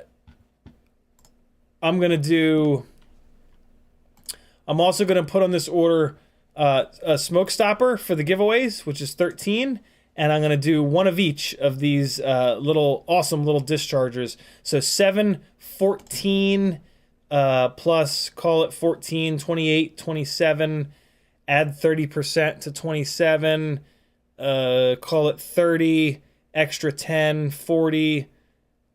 Let's just say 40. So we're gonna change this to 40. We're gonna zero it for just 1 second. And this is gonna be the Vi Fly. I'm gonna call it Vi Fly Fund because it's a bunch of stuff. And we're gonna take Brian Chambers' $7 and we're gonna add that in here, as well as the extra $1 from Apache Smoke Wounded Sniper. And there we go. We're on to the Vi Fly Fund. Up there. Thank you, fellas. Thank you, Apache. Thank you, Brian Chambers. Thank you, Adam C. Bobby Bag says, I had to buy Pico Nano 4x3 NTSC from Foxier directly, and they came within 2 weeks. 2 weeks ain't bad. What's up, Samat Kid? How are you, brother? Walk Snail Goggles. Very cool. And then Free Lojo with a $5 super chat. We're going to get his 5 on here. 5 plus 8 is another number. I think it's 13. Thank you, Freelojo. Titan says, my friend has a Tiny Hawk Freestyle 2, which is 2S, and I wanted to build something similar so my quad isn't way faster or a lot heavier. Interesting. Okay. 1404 is a big motor. For Tiny Hawk Freestyle 2. Here's the thing, too. Depending on what 2S battery, like, so if you were going to do like a 2S 1000 mAh battery, that's going to weigh the same as a 4S 500 mAh battery. So it kind of depends on what 2S battery you're going to run. If you were going to run a 2S 500, well then you would have to run a 4S 250, which doesn't exist. So yeah, it's if weight is the concern, you can offset the weight by changing the milliamps when you're going between voltages, but yeah. Espander says the DJI V1 V2 goggle DVR is 60 frames a second. I did not even know that. Espander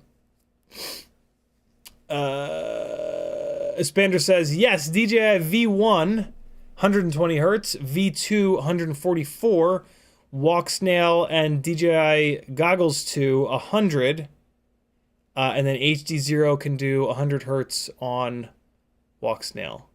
Interesting. Look at all those numbers. DJI V1 is 120. Look at V2 at 144. Good lord. And then Walk Snail and Goggles 2 and HD0 are at 100. So that makes sense why the 90 frame per second camera looks so good through HD0. That's pretty cool. Bulldog says, payment sent on January 11th under the name Chris Myers. Awesome. I probably already sent it out, so I'm guessing that it got lost in the mail. Oh, nope. God damn it. Sometimes emails get pushed, and they get pushed down far enough where I miss them. I'm the worst. I'm gonna grab it. Wait a second. Did I do it earlier today? No, that was the other one. Hold on.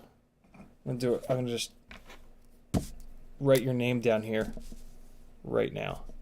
Chris Myers. There it is. Damn, dude, that email got pushed really far down. My apologies. One holographic, one matte. Look at you go. This guy wants them all. Very cool. And yeah, for the record, guys, like I love email and all, but Instagram and Facebook are a much better. I don't love email. I hate emails.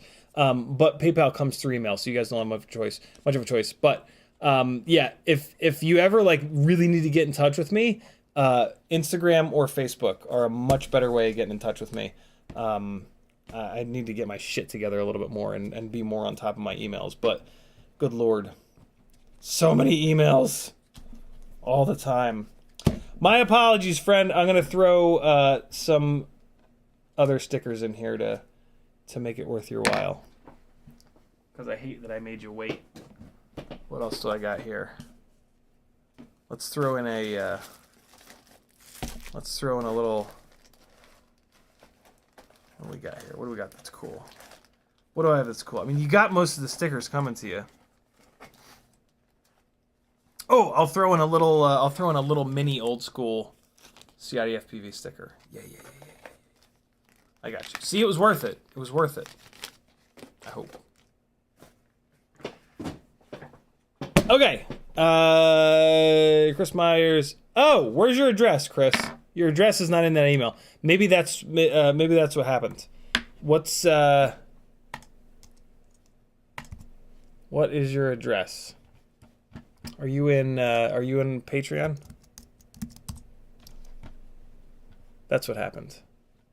That's what happened. I think I might have emailed you back, maybe? I'm gonna be pissed if it's sitting. God damn it, it's in my Patreon. I could have looked it up. I think the email just got pushed down, to be honest.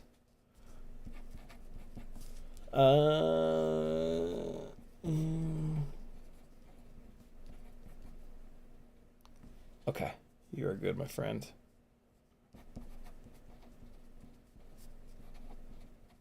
All I have to do is throw my name on, throw my address on here in the return, and throw a stamp on it. All right, you're good to go, brother. Much appreciate the reminder. I would have gotten to it eventually. I do always eventually get my emails caught up, but yeah, I've got like 96 unread emails right now. It's a little bit of a war zone. But yeah, you're good to go now. I'm gonna keep it moving so that people can't see your address and dox you. Although nobody in our chat would do that.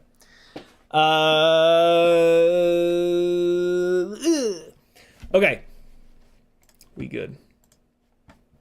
All right, so the Vi-Fly the Vi-Fly fund is up. Cement Kid says, do you use the Vi-Fly series charger for BT2 1S batteries?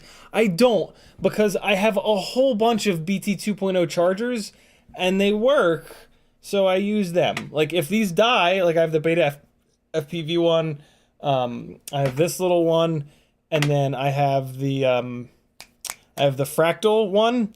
Like, if one of those dies, I'll replace it with the Vi-Fly charger. But I'm like, how many of these? I should really get the Vi-Fly charger, because this would. Yeah, no. One of these has to die first. It's just silly. I try to. Man, this hobby is so like gear heavy that and like this fucking whole area is just filled with shit. I try my best to like keep it simple and keep it clean. Woo, that's tough. Apache Smoke says it's euros. I thought are euros not the same thing as pounds? I don't know English money all that well. England money, I should say. Christian says it's a Mobula ELRS, but with the diamond ELRS board, suggesting I'm switching to a real robust AIO, another diamond board to the pile. Yep. The diamond strikes again. Yeah, it sucks, man. Run it until it fails all the way, though. It sounds like it's on its way out, but it sounds like you just have to wait a second for the video to come back, so I would just keep pounding on it. Eventually it'll die all the way. And then you got a perfect... you got a perfect excuse to replace it, and yeah, definitely replace it with the full size Happy Model F4. Northern Tier says just started 30,000 Moon Travelers. Holy shit, they're nuts, right? We're about to put some white motor wires on this set. Look at that! I'm caught up on chat. Cool. Let's do a little bit of soldering here. It's hey, we would normally be half an hour into my stream at this point. So we are out of Joshua's time slot and into our own. All right. Let's get these oh, hold on. I got to launch Logitech G Hub to clean up this camera. All right. So let's do a touch of soldering. Get out of here, 5-inch stuff. Your days are coming once the temperature warms up. Nobody wants to go outside right now. This is bullshit. Although today is a really nice day.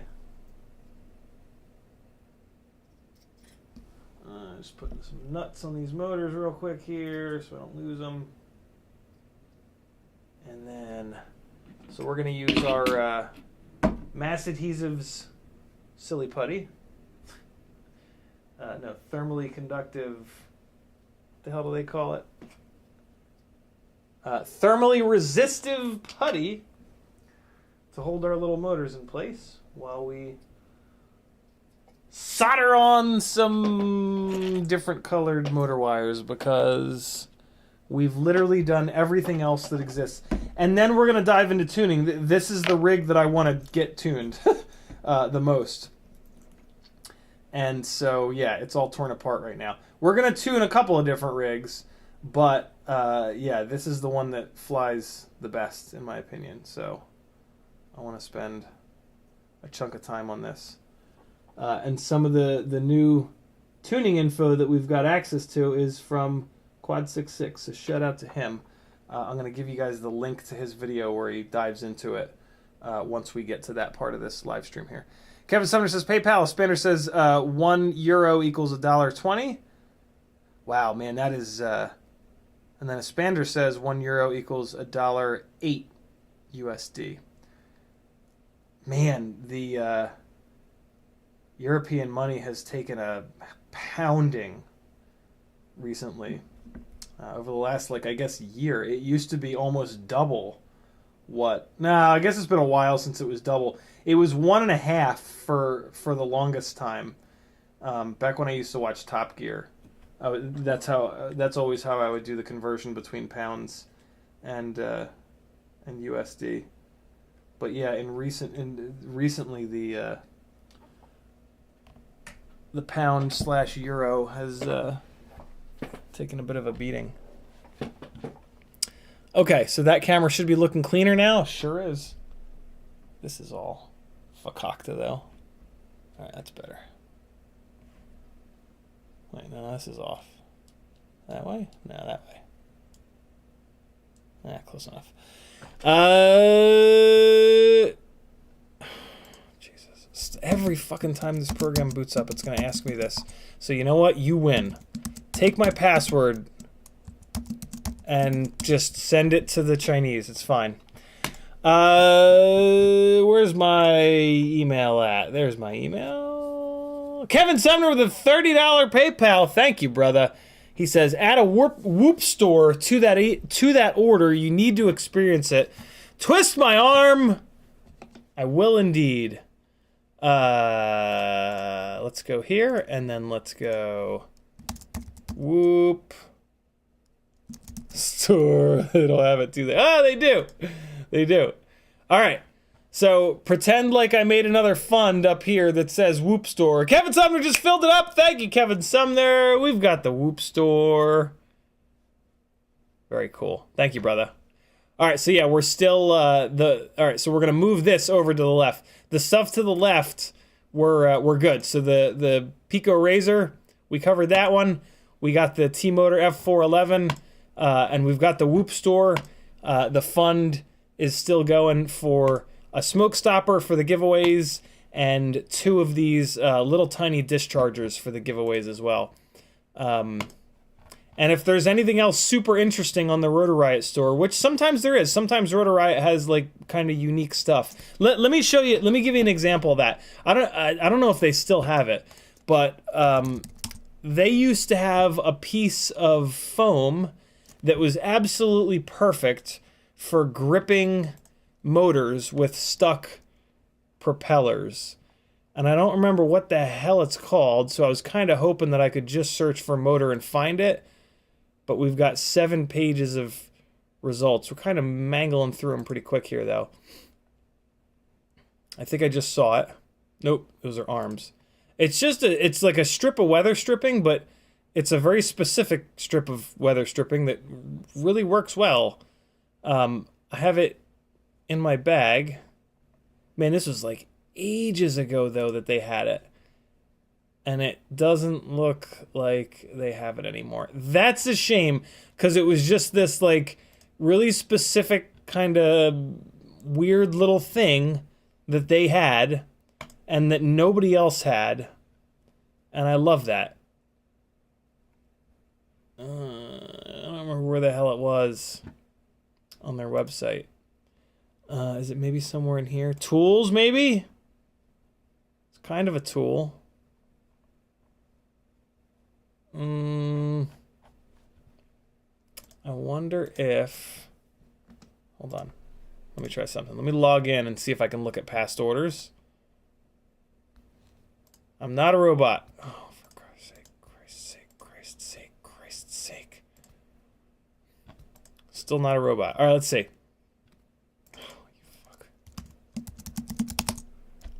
Let me in, yo.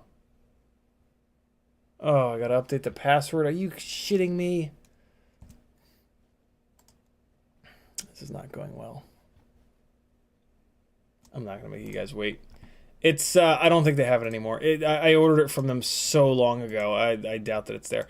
But yeah, if there's if there's anything else super interesting on the Rotor Riot store. You know what I need is left-handed circular polarized UFL antenna. Oh, and they have the OCP. I was kind of hoping for a singularity, but OCP is good enough. I'm gonna snag one of those. Oh! Sometimes when I remember things, I just want to shout it from the rooftops. All right, cool. So, here we go. Cement Kid says camera looks good. Could you guys see it clear up? Rockcrawler says Rampage tickets. So I did message Stacy, and she did say that they're going to be doing something micro related, and she said, "Are you interested in doing it this year?" Because I messaged her. I said, "Hey, are we doing micro mayhem again?" And so it sounds like maybe we're not doing the same micro mayhem, but it also sounds like we're doing something for sure. And then she asked me, if I'm interested, and I said absolutely, and I haven't heard back from her. But I mean, from that context, it certainly sounds like I'll be able to go and do whatever the micro stuff is. Maybe they're going to do a micro flight line outside this year. That'd be kind of cool, I guess, wouldn't it? Would it?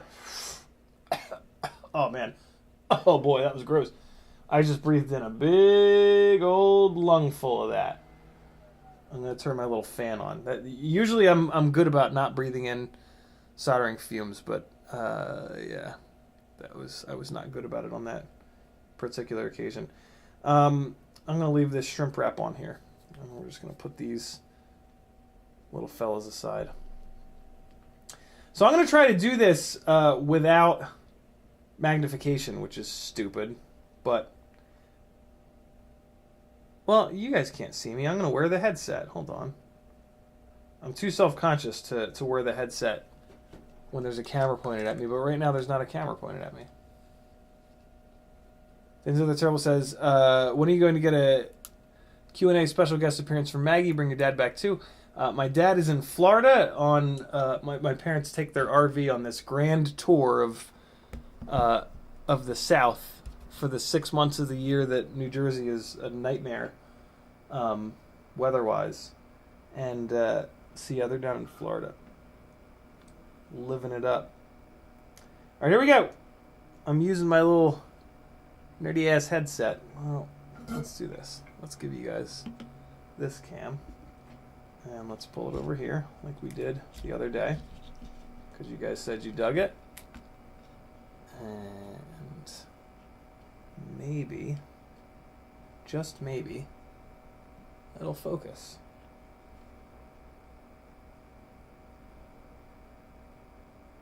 Come on, you bastard. There it is. Okay, so let's try to put a little angle on it so you guys can really see what I'm doing here. Alright, so let's get a little flux on. Yeah. It's already got some flux on. I'm just going to do real lightly. Just a real light amount of flux there. And I fluxed it when I removed the other ones, and it's kind of still on there. So, man, this camera being here is right in the way. Just exactly in the way.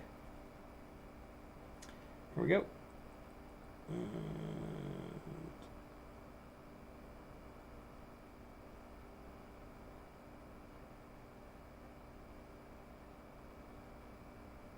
Okay, got one. So I always do the first one by hand, but then the second and third I tend to do with these really finely tipped tweezers, just so I can get a good enough grip on them. Here's the second one. And I just realized that I'm soldering these on way too long, so I'm going to take these off and cut these down to length. The amount of work that this is going to take just like quadrupled, because I got to shorten these guys, and that's going to take forever. Alright, so let's shorten one, and then we'll use it as a guide for the other ones. This is a good way to save some weight here, though, to be really honest. So this is how I do this. I will plug the little bastard in, and then just kind of hold the motor up to the up to where it's going. And this is how you, I mean, it'd be better to kind of bolt it on, but F that noise. All right, now we're going to switch cameras. So hold the camera, not the camera, this is a motor. Hold the motor where it's going to be. And then, let's see if we can get this prop off. Come on over there! Come on! Man, is it hard to get these props on when the motors are not in the frame? When they're in the frame, it's like a joke. But when they are not in the frame, it is a bastard to get them off. Even with the chip lifter, it's fucking pain. Man,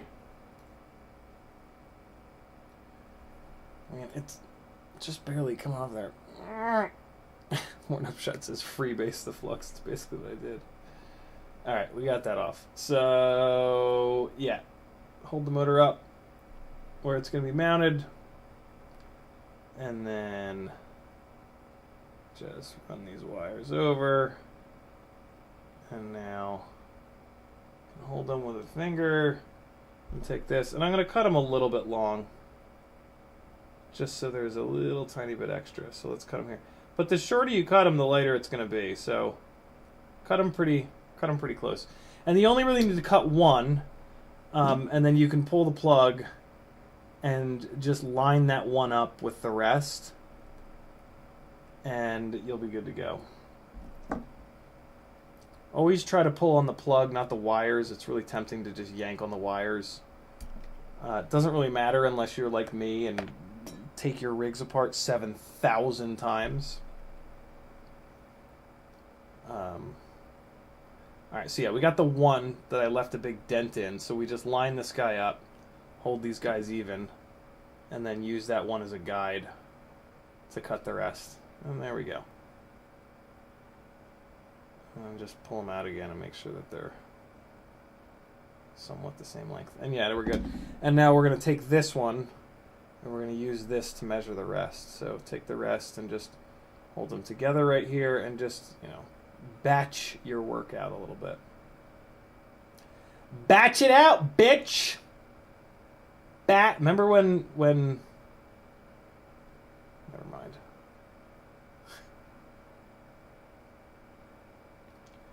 Alright. And what's cool is when you order these colored wires and connectors from Jesse at Tinywhoop, he sends you 5. Because he knows. He's a builder. He knows what's up. He knows that the exact right number of something is the worst idea ever in FPV. And he loves you, and he wants to support you and have you not get so angry that you smash everything in sight. Jesse got your back. Okay, one more, and then I have my extra one. Okay. Hold these. And basically what I'm doing is just pushing. I'm just pushing the cutters up against the one of the wires. Do that one sloppily. That was a sloppy mess. It's extra sloppy for ya. Alright, there it is. Now we've got little white pieces of wire everywhere. Happy days are here at last. Come on. And they're too small to be picked up by human fingers. Terrific. Get him. Get him. Get him up there. Oh, God. Come on. I just smashed the thing into the lamp. Okay. We good. Now the real pain in the ass begins. Freebase the flux. Shit. Alright. So let's start. And the pads on these motors are unbelievably small. So these are 30 gauge wires. And with 30 gauge wires, you really do not want to try to strip these with wire cutters, especially the automatic ones. You want to use your fingernails. Inside of these 30 gauge wires, there are usually 8 individual strands of wire. So if you use wire cutters to strip these and you nick 1 or 2 of those 8 strands and they break off, which they will if you nick them, you've just reduced the throughput of that wire by a significant amount, like at least 12%, maybe even 24%, and that's silly. Don't do that. Use your fingernails on these 30 gauge wires, even if you have short fingernails or if you gnaw your fingernails like a psychopath like me, you're going to be totally fine. So we got the first one. Push it into the putty. It's perfect, and it just kind of holds it like that so that we can tin it. And here comes the second one. Okay.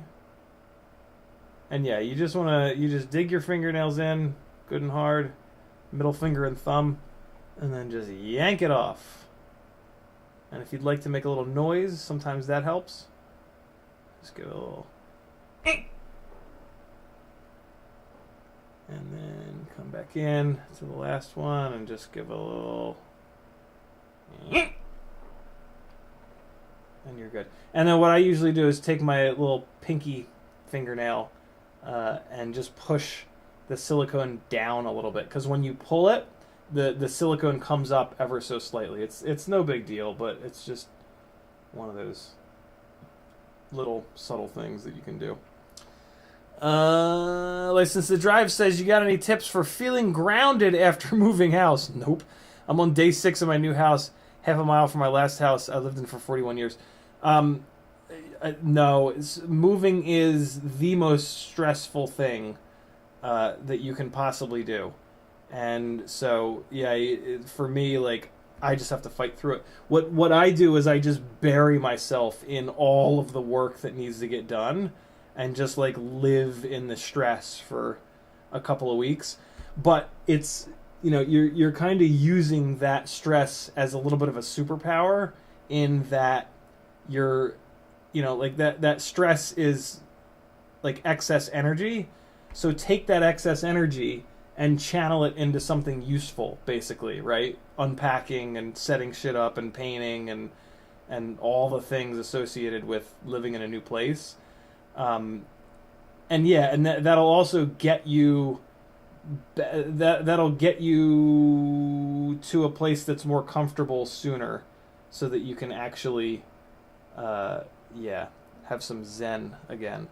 Why am I wearing these? I'm still wearing these stupid things. They're driving into my forehead.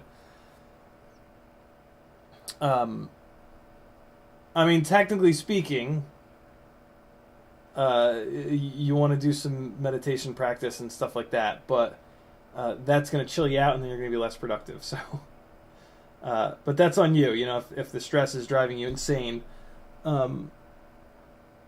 meditation is the thing, man. It really is.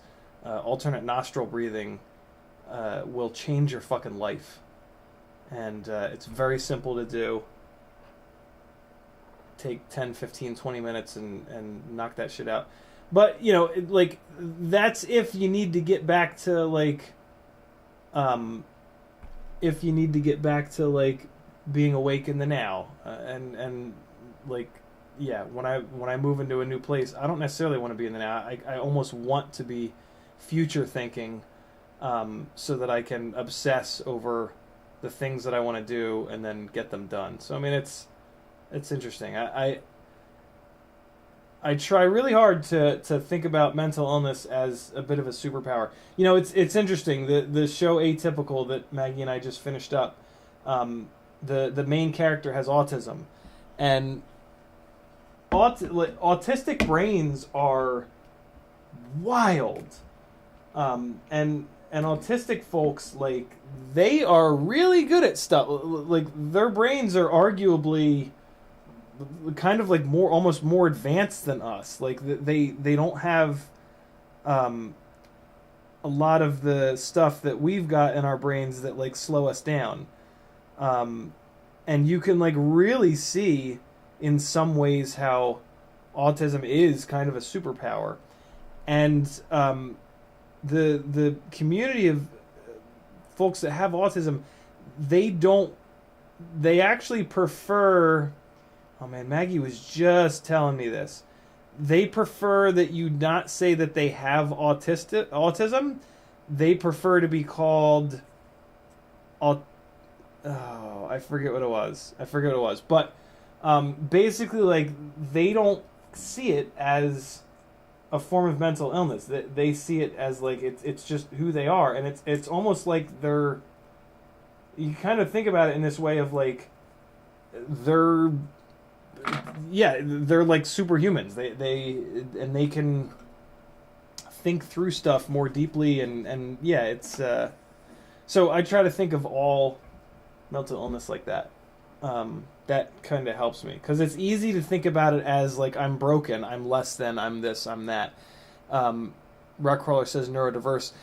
Yeah, so I'm neurotypical, they are neurodiverse. That's one way of putting it. But yeah, they have a specific, God, I forget what it is. If Maggie comes home at some point in this stream, I'll ask her. Because she just looked it up. Great show, though. Really good look at what autism is in daily life, and how beautiful folks that have that are, and how their brains work. And I think it was kind of a groundbreaking show, because the lead actor has autism, and he's phenomenal. Really, really cool show.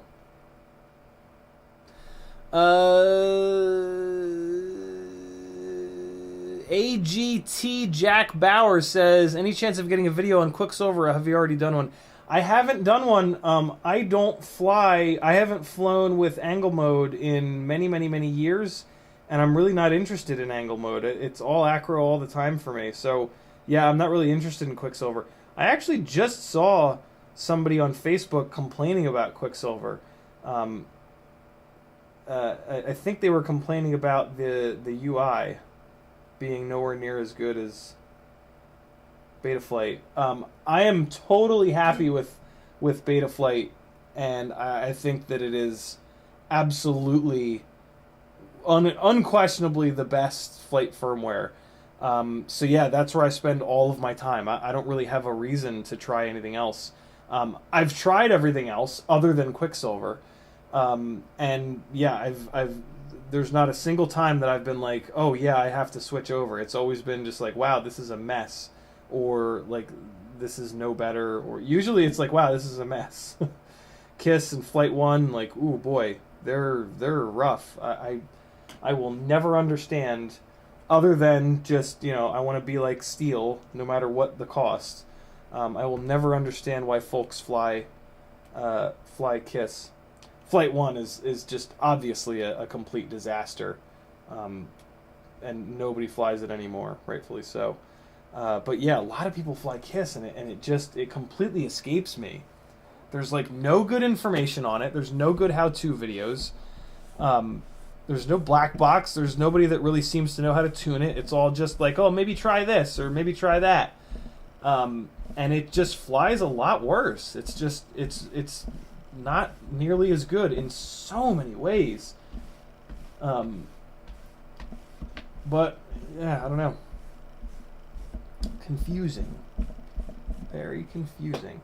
And I mean, there was a point where like there was some doubt that maybe it was better or just as good, but we've had so much data in the last couple of years show unequivocally that that Betaflight flies significantly better than Kiss, that you really can't, like, there's no argument anymore.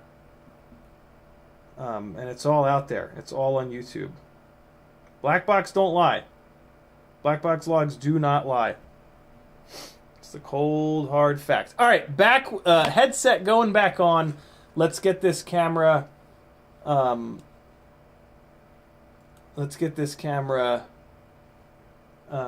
Set back up here. Yeah, Cement Kid mentioning, like, I remember years ago when there was a different feel to Kiss. Yeah, Mark Spatz just absolutely demolished that feel. The feel is latency. Like, he showed without shadow of a doubt that the feel of Kiss is significant additional latency. And if you want additional latency from Betaflight, go right ahead. There's a number of different ways that you can do that in Betaflight. But I mean, you know, don't you dare try to say that that's better. Like, that is certainly not better. And there are better ways to get that latency, like stick smoothing. If you want that extra latency, why not use stick smoothing rather than a shittier firmware? Because the Kiss is not adding stick smoothing to get that additional latency. It's just not as good. So yeah, if you want, and I do, I love stick smoothing.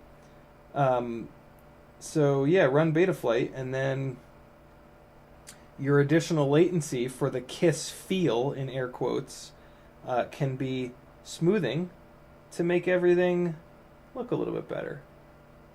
A little bit less edgy.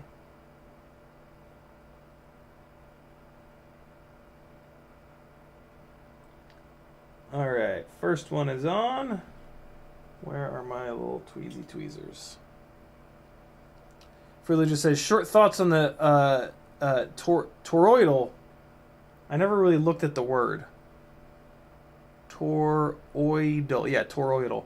I've been watching a bunch of YouTube content, actually, on the toroidal props. And it looks like, for us, they don't make any sense. They make sense for photography drones, but not for FPV drones.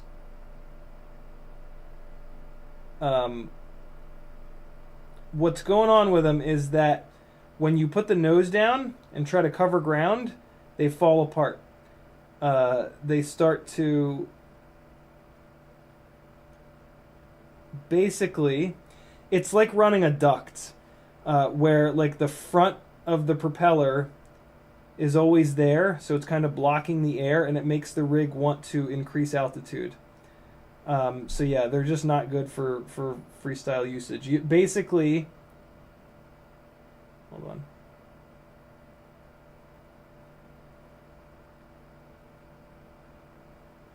on. They're not going to work well with air coming in on this axis. So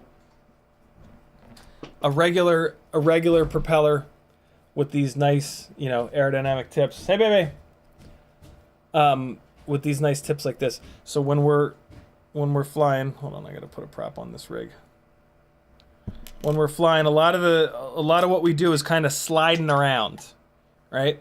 So with a propeller like this, when we're driving around, the incoming air, like this, because we go like that, the incoming air is going to be able to pass very easily through this propeller. There's all this air for this incoming air to just slide by it. The toroidal, what the fuck it's called, propeller, it's got like a duct. And when we fly our Tinywhoops, they fly like ass because they're not aerodynamic when they're charging through the air like this. So you got all this turbulence being caused by the front of the propeller. The toroidal propellers work well like this.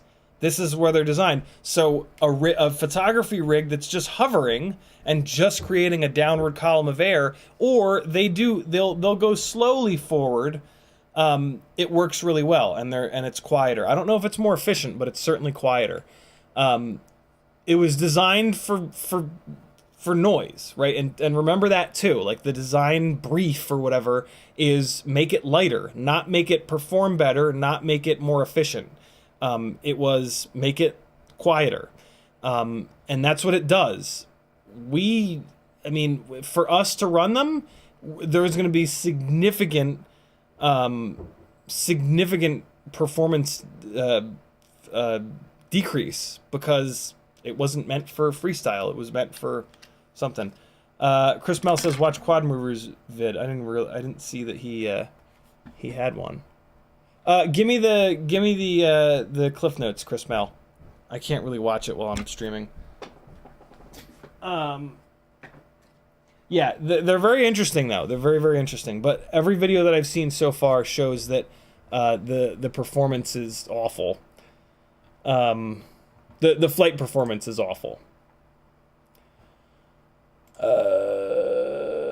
Veritasuser says, I think in terms of you're neurologically empowered, at least you heard it here first. Hell yeah, man.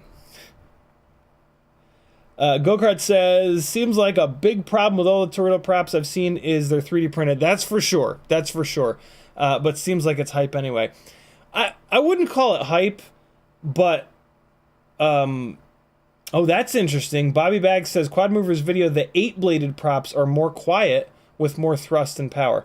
I wouldn't call it hype. I mean, it's certainly being hyped up, but they're for noise. I mean, yeah, like MIT, they know what they're doing. That's interesting though that the 8 blades. But see, Quad Mover is going to be ripping them around in a freestyle way, and that's not. And yeah, so an 8-bladed propeller in a freestyle setting, covering ground, flying all around. Yeah, there's less frontal area, so they're gonna work better. The toroidals are all about hovering, and that's what they were designed for. So yeah, I can't fault them for that. They were designed for a reason, and I bet you they do really, really well at that thing, because MIT folks know what's up.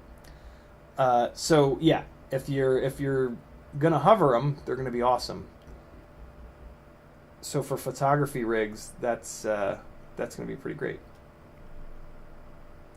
And I mean, I love it. I would love for Mavics to make less noise. Like that's all good. There's all good things there. Less people hating drones, the better. And the only way people know that there's a drone in the air is by hearing it. So, hell yeah, let's get them on all the Mavics and piss the normies off a little bit less. You know what I'm saying? Getting a hair out of this motor real quick here, and then we're gonna get these motor wires removed. Come on! Get out of there, hair!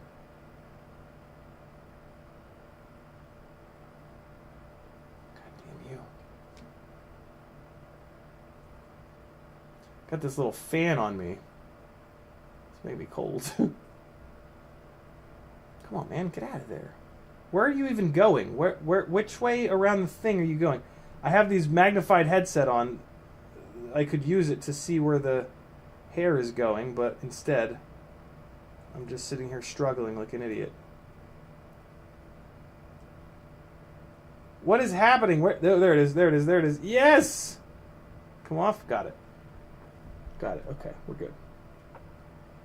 All's right with the world. Okay, so let's desolder this, and then we will put the white ones on.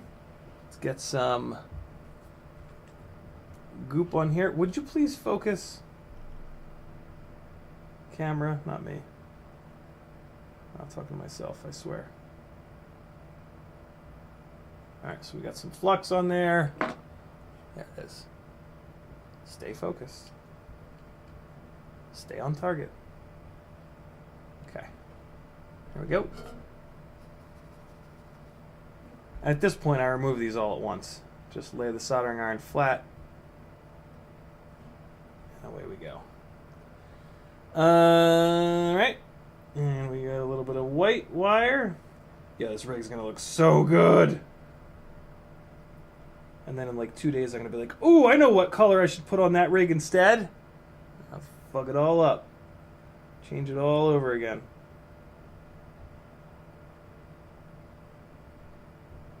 There we go.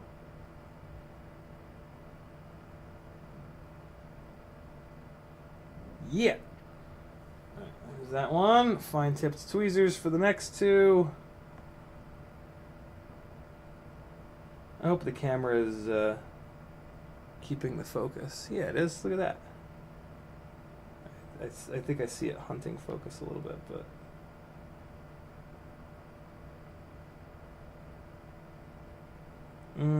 yeah, it's fine. Kind of pulled off the pad a little bit, but it's okay. It's close enough.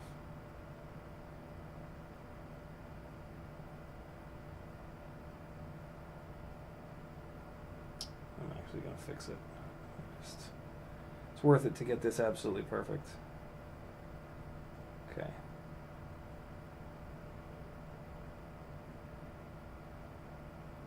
All right. 2 motors down. On to the next. Give them a little tug. Make sure they're happy.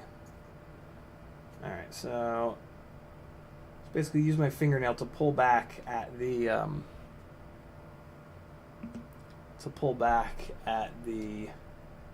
shrimp wrap here.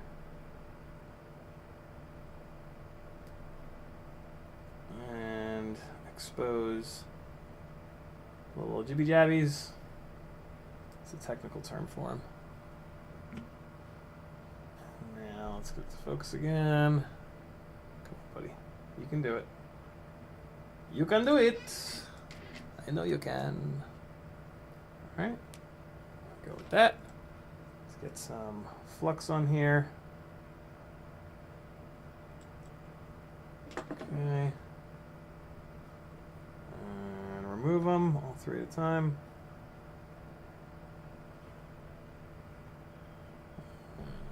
Take our new one. First one. Ouch. Get out of here. Get out of my way. Okay. Let's do it this way. You focused, camera? Yeah, you are. Alright, first one, and I got my magnified glasses on here because this is just such small work.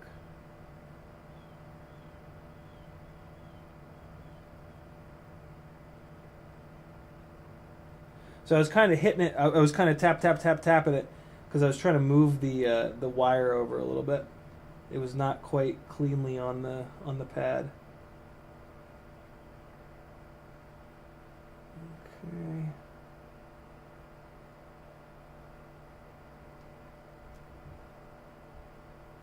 Shit, that's ugly.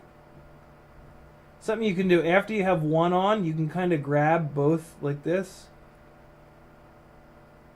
and it'll help to kind of hold the second one in place. You can only do that once you have it kind of partially tacked on. Like if you tack it on there and it's not perfectly even and you want to rework it, that's something that can kind of help. And I'm going to do it again here. You can just tap it again. Actually do this middle one real quick again. There we go. And these will typically, like, since it's such a small pad and such small work, the flux will just vaporize immediately, and you won't get a shiny little solder joint. But like, it's a Tinywhoop, they're not going to get pulled on, so it's fine. Most of mine are not shiny. Most of mine are a little bit dull, and yeah, it kind of is what it is. Veritas Huza says, I can't find anything online that says that the blinking red, what the blinking red light means, but the batteries don't go to full power. What do you... Oh, Veritas Huza says, I bought a new radio, Master Zorro, and first it was okay, but now, before the battery reaches full power, the button blinks red. Do you think the Radio Master batteries are bad? Oh man, I have no idea. I don't know a single thing about the Radio Master stuff. I've just been on the QX7 since day one, and like, I just don't spend any time learning about anything transmitter related. So I am the wrong guy to ask, but maybe somebody in chat will know, because I've seen a bunch of people in chat that have gone to the Radio Master stuff. That new box transmitter does look interesting, I will admit, because it looks like a QX7 mainly. Okay, let's get these guys off of here. Oops. There we go. And just found another piece of white wire. Yak!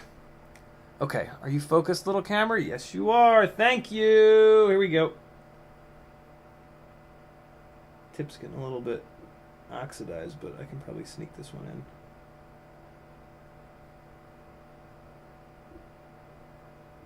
All right, great. And the next one. Have you met Ted? Okay.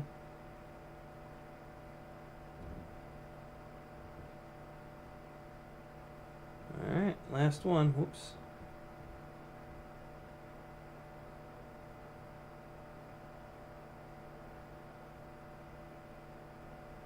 All right, cool. Just want to rework that third one real quick here. There we go, it's better. And I actually want to hit the second one again too. There it is. Just get this third one a little bit better. It's kind of hanging off the pad a little bit. I'm going to completely rework it.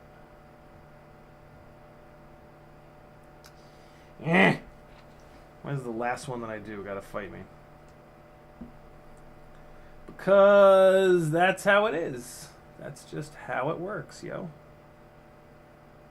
Move the middle one out of the way a little bit here. That'll help.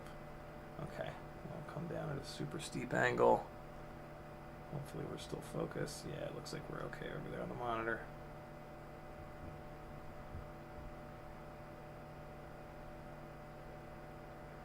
Better. Alright, that's there, and then we're going to clamp all three of them and just make sure this one's flat on the pad. Good to go! So there you guys go.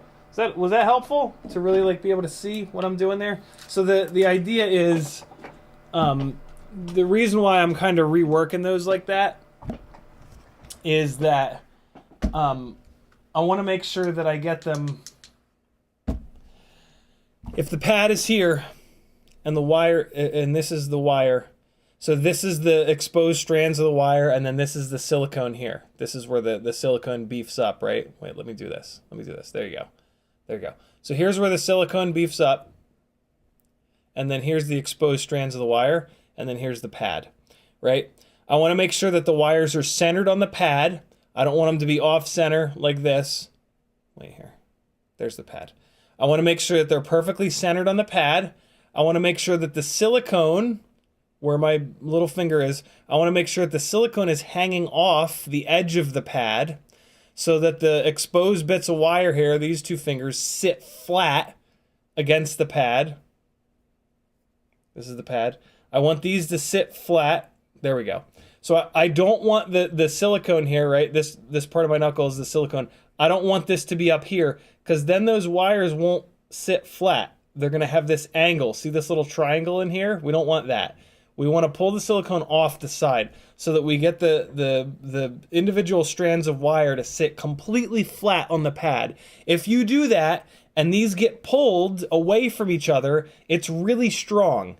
If you have it like this and this gets pulled, it's going to try to rip the pad off.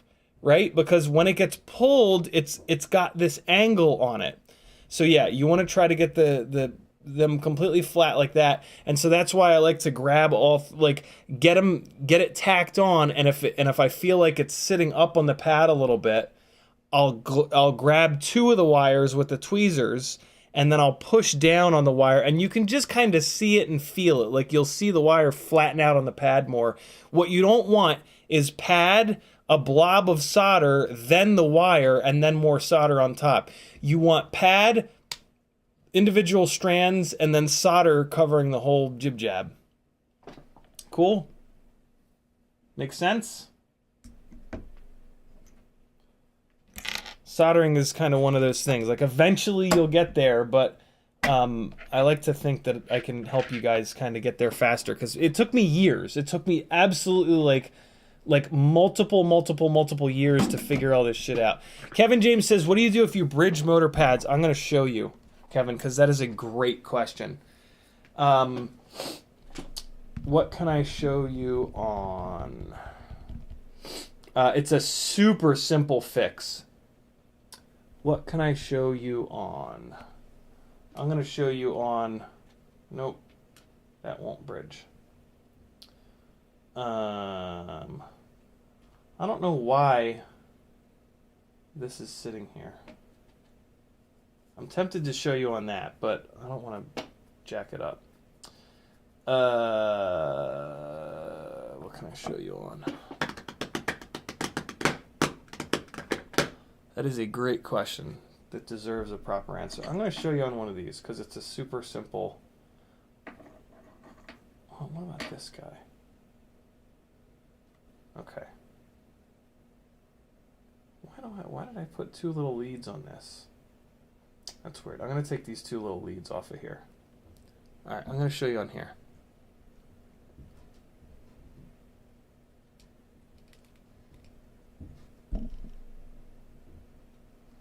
I need more of an angle on it. All right, hopefully that'll stay.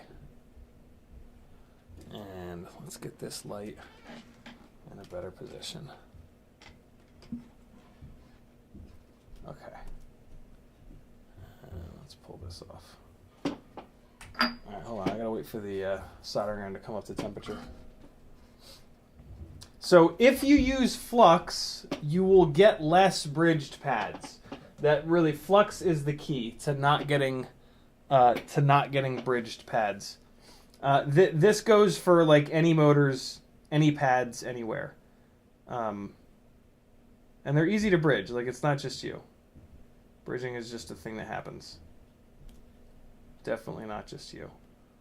So you didn't use flux or whatever, or they were just too close together, and you had a big blob of solder, and it. See, I use so much flux that like, it's hard to bridge pads. Come on now. Bridge, you bastards. Bridge.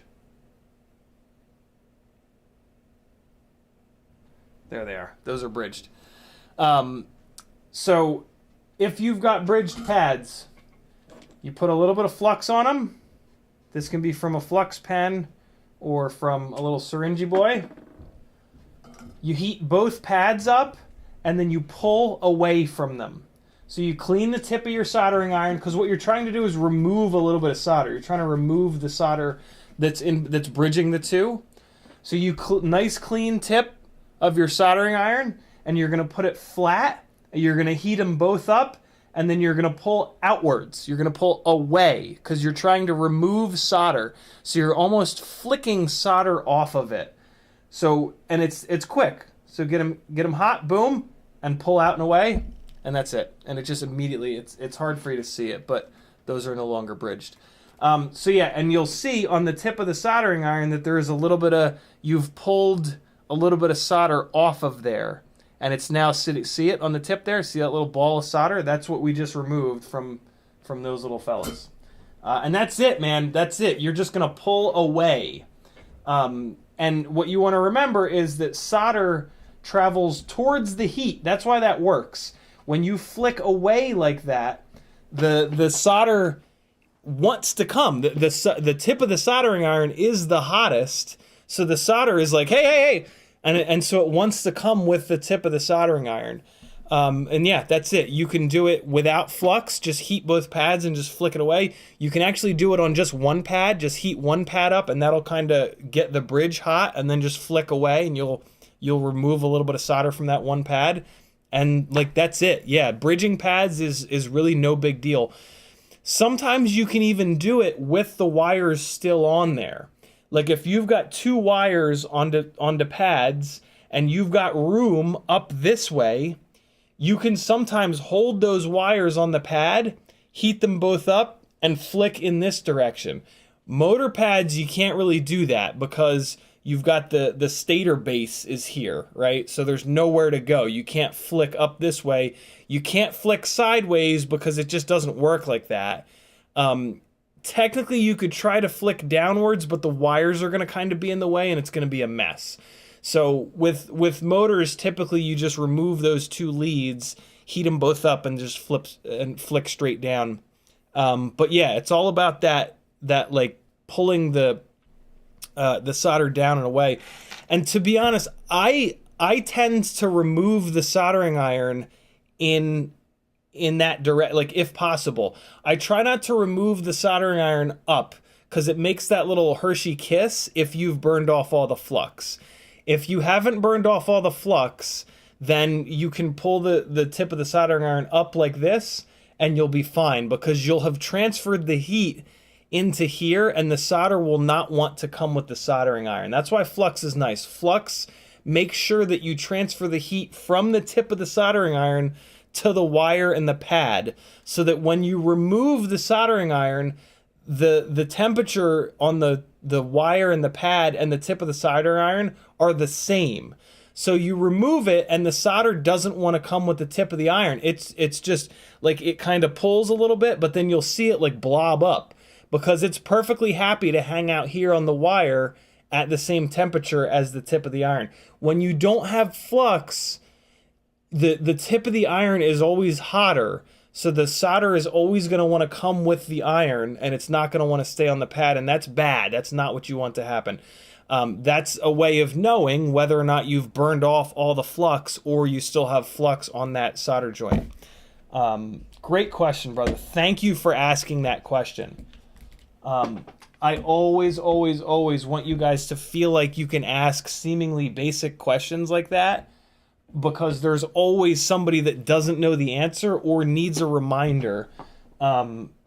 So yeah, thank you. And it to be really honest, it requires a bit of bravery to ask just questions in general. Like a really good question or like a really complex question, like it's almost the opposite. Like asking a really complex question is kind of like, I know what's up. I know my shit. Let me show chat that I know my shit by asking a really tough question that half of these plebs aren't even going to understand. Asking a basic question, yeah, it takes some humility, which is a really good thing. It's a really good trait to have, and it is my pleasure to go over that stuff with you guys, and I love going over that kind of stuff because it really makes your life so much easier, and your builds will be noticeably better for it. So yeah, keep asking those questions, friends. No matter how silly you think they are. I actually appreciate you guys asking basic questions more than the super difficult questions. Because they're easier for me to answer. No, because I know that a lot of people don't know the basic stuff, and I don't know how, like, it's harder for me to think of the basic stuff to show you. You know what I mean? Like, I kind of need you guys to ask me the basic questions because I've been doing this so long that I don't think about the basic stuff anymore. I think about the really confusing, like really in the weeds stuff. So I really appreciate when you guys ask simple questions. It literally helps me put on a better show. And also, like, you know, nobody's going to watch all of these live, well, not nobody, but most people aren't going to watch all of these live streams. So the more often you guys ask basic questions, the better. Because that benefits like the whole community significantly. And the more often that I can show you guys that stuff, the more people it's going to reach. Know what I'm saying? So yeah. If I had the time or the motivation or the ability, I would do like clips of all of these little tips. But the clips are limited to a minute, and it's really hard to properly show this stuff in a minute with enough context. So yeah, those of you that are willing to put the time in and hang out on these live streams, you're the ones that are going to benefit the most. And I mean, it makes sense, right? Like the whole shorts, clips, whatever, like I get it. People are busy, but like, sorry, sometimes in life, like, you got to put the work in, and like sitting through hours and hours and hours of live streams or just hours and hours and hours of somebody's content, that's putting the work in. And like, you want to get really good, you kind of got to put the work in. So yeah, good for you for hanging out and watching these. You're going to be much better and know much more than people that aren't willing to do that. Like, sorry, you can't have it all. Like, you can't be handed everything on a silver platter in life. Rockcrawler says, you've got a much steadier hand than me. Impressive. Rockcrawler, you can have a steadier hand too. Thank you for saying that. Because it's all about bone support. This is something that I learned back in the days of airsoft when I was learning to shoot, like, basically rifles, one-to-one replicas of rifles. You never want to hover and like rely on your muscles. You want to figure out a way to get bone support down on the desk. And what that looks like for me is when I'm holding the soldering iron, you never want to hold the soldering iron up like this. This is going to be shaky as hell because all you're using is muscle. You're using your shoulder. Yeah, basically just your shoulder muscle to hold your entire arm up in the air here. Put your wrist down. Put your this side of your, not your wrist, put this side of your hand down. And then you're going to adjust your grip. So you can kind of, you're going to move around a little bit. If you need more of an angle, you're going to move up like this and your wrist is going to be down. So if you need to bring the soldering iron down at a really sharp angle like this, this is sort of the position. If you want a more flat soldering iron, like what I was doing, you're going to roll your hand down on the side like this. And I mean, you can roll all the way down to the point where you get the soldering iron completely flat. And look, like no matter what we do here, we've got that nice bone support. And that's where the tip of the soldering iron is going to be really, really, really steady. And that makes a big deal. Usually it's right here. Ring finger and little finger are supporting the bottom. I can actually kind of remove these two fingers. Middle finger is on the back to control this direction, and then pinch up on top to push down. So you've got, you can rotate it upwards, or you've got a little bit of dexterity with your fingers to move it upwards, and then you've got your middle finger to move, to and fro, and then you've got your pointer finger and your thumb to move it down, and the bottom of your hand here is nice and flat. Is nice and flat on the desk. So you got a huge contact patch, so you can be super, super, super steady. And so that's the tip of the soldering iron. But the other part of the equation is your left hand now.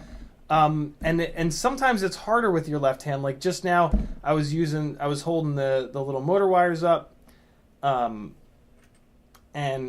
so with these motor wires up, we can do the same thing. Put this part of your wrist down.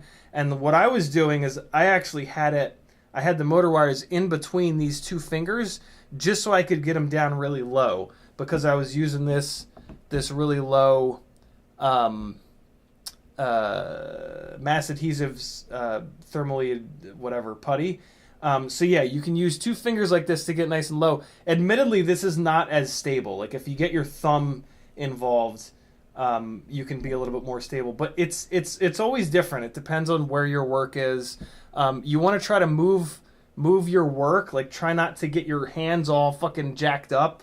Like move the work. Like if it's in a weird position that you have to do this weird dance, move it. Don't move your hands around it. Move the work so that you can get it into a spot where you can hold stuff really, really stable. And I actually was not doing a great job of that a minute ago, but after you've soldered for a while, like you can kind of cheat a little, which is admittedly what I was doing. But it's funny you mentioned that, because I actually noticed that the wires were a little bit more shaky than the tip of the soldering iron, and I kind of thought to myself, like, why is that? And it was because I was hovering these two fingers. I had this part of my hand on the ground, but these two fingers were kind of hovering. And again, I'm using muscle to do this. I could have made the situation a lot better by putting some fingers down or kind of supporting it with a thumb, and now I've got this finger down. It's all about bone support, man. You got to use the desk is solid, so use the desk as much as possible. Figure out how the hell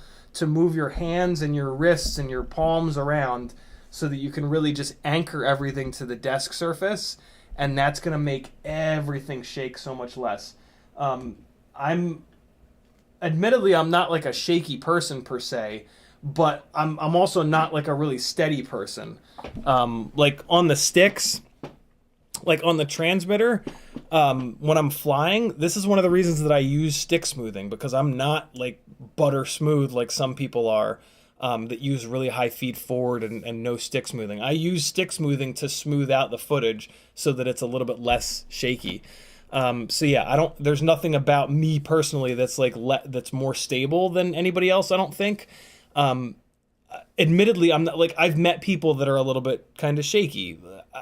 Maybe they're just ultra caffeinated. I don't drink caffeine ever because it makes me shit my pants. But yeah, there's nothing specifically about me that's super stable.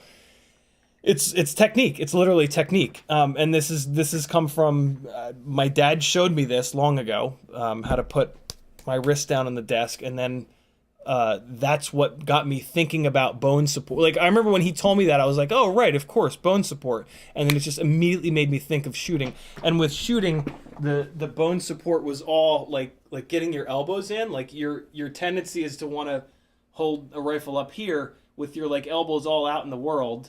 But if you tuck your elbows in, you're making a little triangle with it's muscle here. Well, for me, it's bone, but yeah, it's much more stable to do this. The other thing was this is a much bigger target to hit, whereas when you're in here, you're literally a smaller target. So you'd get hit less on your elbows when you actually learn to tuck your elbows in. Now there's a new, since then, that was like almost 20 years ago. Since then, there's a new way of holding the front of the rifle. People have a completely different grip on the front of rifles, and it doesn't allow you to tuck your left elbow in, and I don't like it. It's why you'll see a lot of people holding like the base of the mag well on certain rifles. I've lived many lives, friends. As Patrick famously says, I've lived many lives. Some weirder than others. But if the shit ever really hits the fan, man, I have spent many years and many hours learning to shoot literal people that don't want to be shot. So we gonna be all right. We gonna be all right. You come with me, and we gonna be just fine. Kevin Summers says, I wonder if the Toroidal props would be safer because they have much less sharp tips, like around talent and expensive cars. That's a really good point. You could almost, I feel like you could almost run those without prop guards around stuff, because the outside of them is like, just the shape is fairly smooth looking. That's super interesting. It is moving at 1 billion miles an hour though, and I would be worried about stuff getting tangled up in them, hair, clothes, right? Just getting pulled into the rotating death. So, yeah. But it would certainly be a lot safer than like exposed tip props. That's for damn sure. Kevin also says, I also wonder if the Toroidals are at a disadvantage right now because traditional props have so much research into them comparatively. Yeah, very true. Although, I mean, MIT R&D is probably, like a couple of months of MIT R&D is probably worth a couple years at least of everywhere else R&D. So, yeah. But it didn't strike me that it was...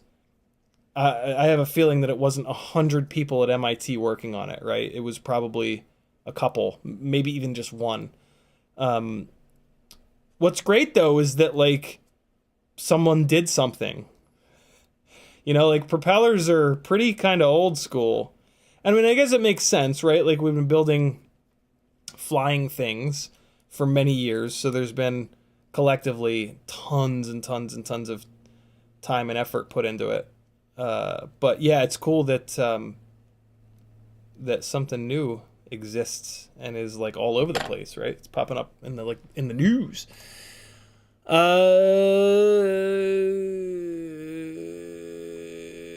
Dingles with a $10 super chat. He says, for being so patient and passionate about explaining the little things, no one else does it but you. Thank you, dude. That's very cool. I never thought about that.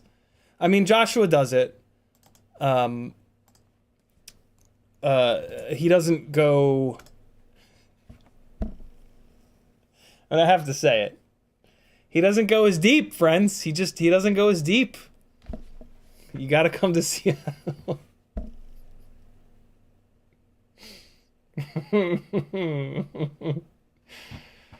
Don't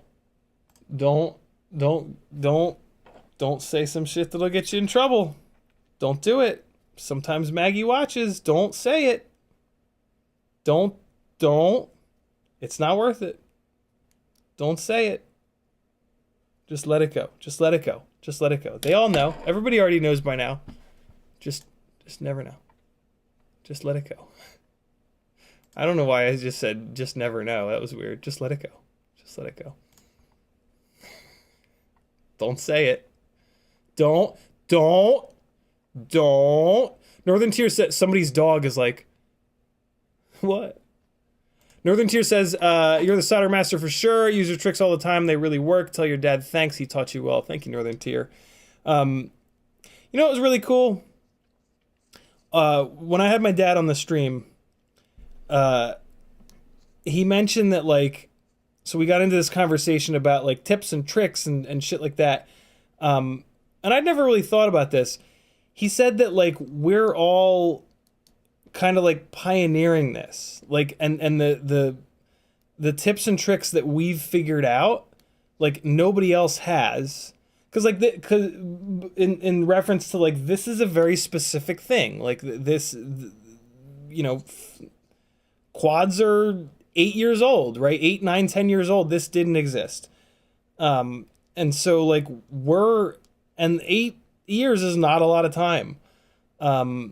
So yeah, like, we're figuring this stuff out. So, like, it's interesting, right? Like, we turned, in this case, to my dad, who's been an electrical engineer for 30 plus years, worked on, you know, at the Princeton Plasma Physics Lab on one of the tokamak fusion reactors, right? Like, so we look to him like, you know, master, tell us all the things. You've been to NASA soldering school. You obviously know everything, and we are just but unworthy.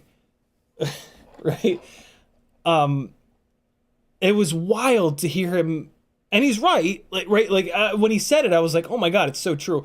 It was just wild. It really, like, blew my mind, for him to say that, like, you know, the techniques and the methods that we are figuring out every single time we do this shit are, like,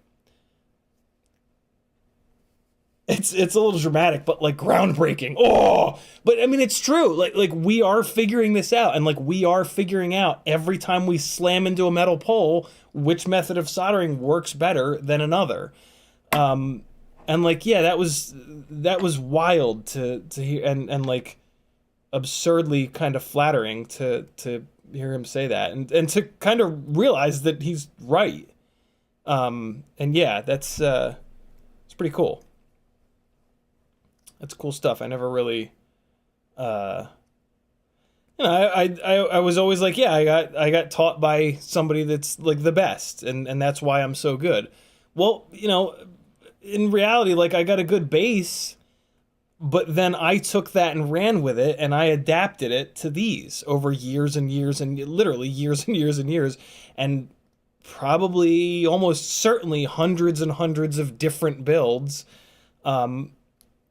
Christ, you start talking about, like, repair time and the amount of, right, like, repairs that have been done, maybe up into, like, the thousands. And, like, that's kind of what it takes, right? Like, to really hone in on stuff. Like, it's repetition. A lot of it is just straight doing stuff over and over and over again. And yeah, that's what we've been doing. So that's pretty cool to think about and obsess over. Recently, I have realized that there is a reason that Beta FPV made the Meteor 65 frames not uniform. There's a little triangle on one side and there's not a triangle on the other side. It has to do with the battery bay. They have slightly shifted the battery bay, and it's not completely even. And the reason that they've done that is that the batteries have the big plastic bastard on them, and the plastic bastard doesn't go through the battery bay. So it seems to me, ooh, let's test it. I haven't actually tested it. So in their rigs that they build, the triangle always faces forward, and that's got the battery bay shifted backwards a little bit. And I'm pretty sure that the reason they did that is that when you put your battery in, with the battery bay shifted backwards, so the arrow is over here, so this is front and this is rear. By shifting the battery bay this direction, it lets the battery sit farther back so that it's more centered. The battery is always a little bit front heavy, but it's less front heavy when you point the little arrow forwards. So I am now building all of these rigs with the arrow pointing forward, which will more center the battery in terms of the front-rear center of gravity. Oh, we in the weeds now, friends! It's pretty subtle, but why would you not, like, you know? As they say in motorsports, ounces make ounces make pounds, rather. Grams make ounces, ounces make pounds. Initially, there's like big gains, and then as you use up all those big gains, there's smaller gains. I think I just threw a screw away. I thought it was just a piece of dirt on the floor, but I actually think it was a screw, because I just dropped it in the garbage can and it went like it had some weight to it, like a metal screw. Oh wow. Cement Kid says, how do you feel about 96K PWM frequency on Whoop builds as opposed to 48? And do you feel a difference in power relative to battery sag? 96, I don't like 96 on anything. It really, all of the testing that Rosser and Spatz have done shows that there is a big decrease in engine braking with 96K PWM. There's also a big decrease when you go from 24 to 48, but it's not nearly as big as when you go up to 96. So for long-range folks that only care about power and efficiency, I think that 96 makes sense. They don't really care about... But what I will say is, if it's a cinematic long-range rig, 48K is probably a better bet, because that extra motor braking helps the PID loop significantly. But yeah, anything other than long range, I really prefer 48, because like if you want good flight performance, you want 48 or even maybe 24. BL 32, putting the low to 24 and the high to 48 is the way to go. BLES, Blue Jay, it's a toss-up. I like to try 48, and then if there are wobbles that I can't get out, which typically pops up in Tinywhoops, then I'll try 24 to get some more engine braking to help with the wobbles. What you want to remember is that the PID loop, to fix dirty air, basically to fix the rig wobbling around, whether that's after a punch or in prop wash or just cruising straight forward, the PID loop is going to ask for braking, motor braking, and it's going to ask for motor acceleration. Motor acceleration is infinite because our motors make a shitload of power. But the problem with motor acceleration is the rig is going to fly the hell away. We don't want that. So the motor braking is really important. If the PID loop is in really dirty air, the more braking it has, the less it's going to fly away uncommanded. And that's really important. If you've never had a rig that's increasing throttle on the PID loop and you can't control it, it's sketchy and it's terrible. So you really want to do anything you possibly can to avoid that. And this is one of the biggest things, is to give it more braking, which 24 does the best. 48 does a pretty good job, 98 does a terrible job, or 96 does a terrible job, so I stay away from 96. AJ says, good call, support is a game changer. It certainly is. Cement Kid in more ways than one, more ways than just soldering. Cement Kid says, excellent video work on the soldering tutorial right there. Thank you, dude. Hey, I almost forgot to mention this. A bunch of amazing people have been dropping timestamps on a couple of my recent videos in the comments. That is so helpful. I take those timestamps and I put them into the description, and then it breaks up the video into chunks, which are much easier for people to go back and find this info. So if somebody can do this would be a beautiful live stream to have some timestamps on. I've been trying to go in and rewatch some of my old shit to drop them in there, but it's much easier if you guys do it while you're watching live, to be honest.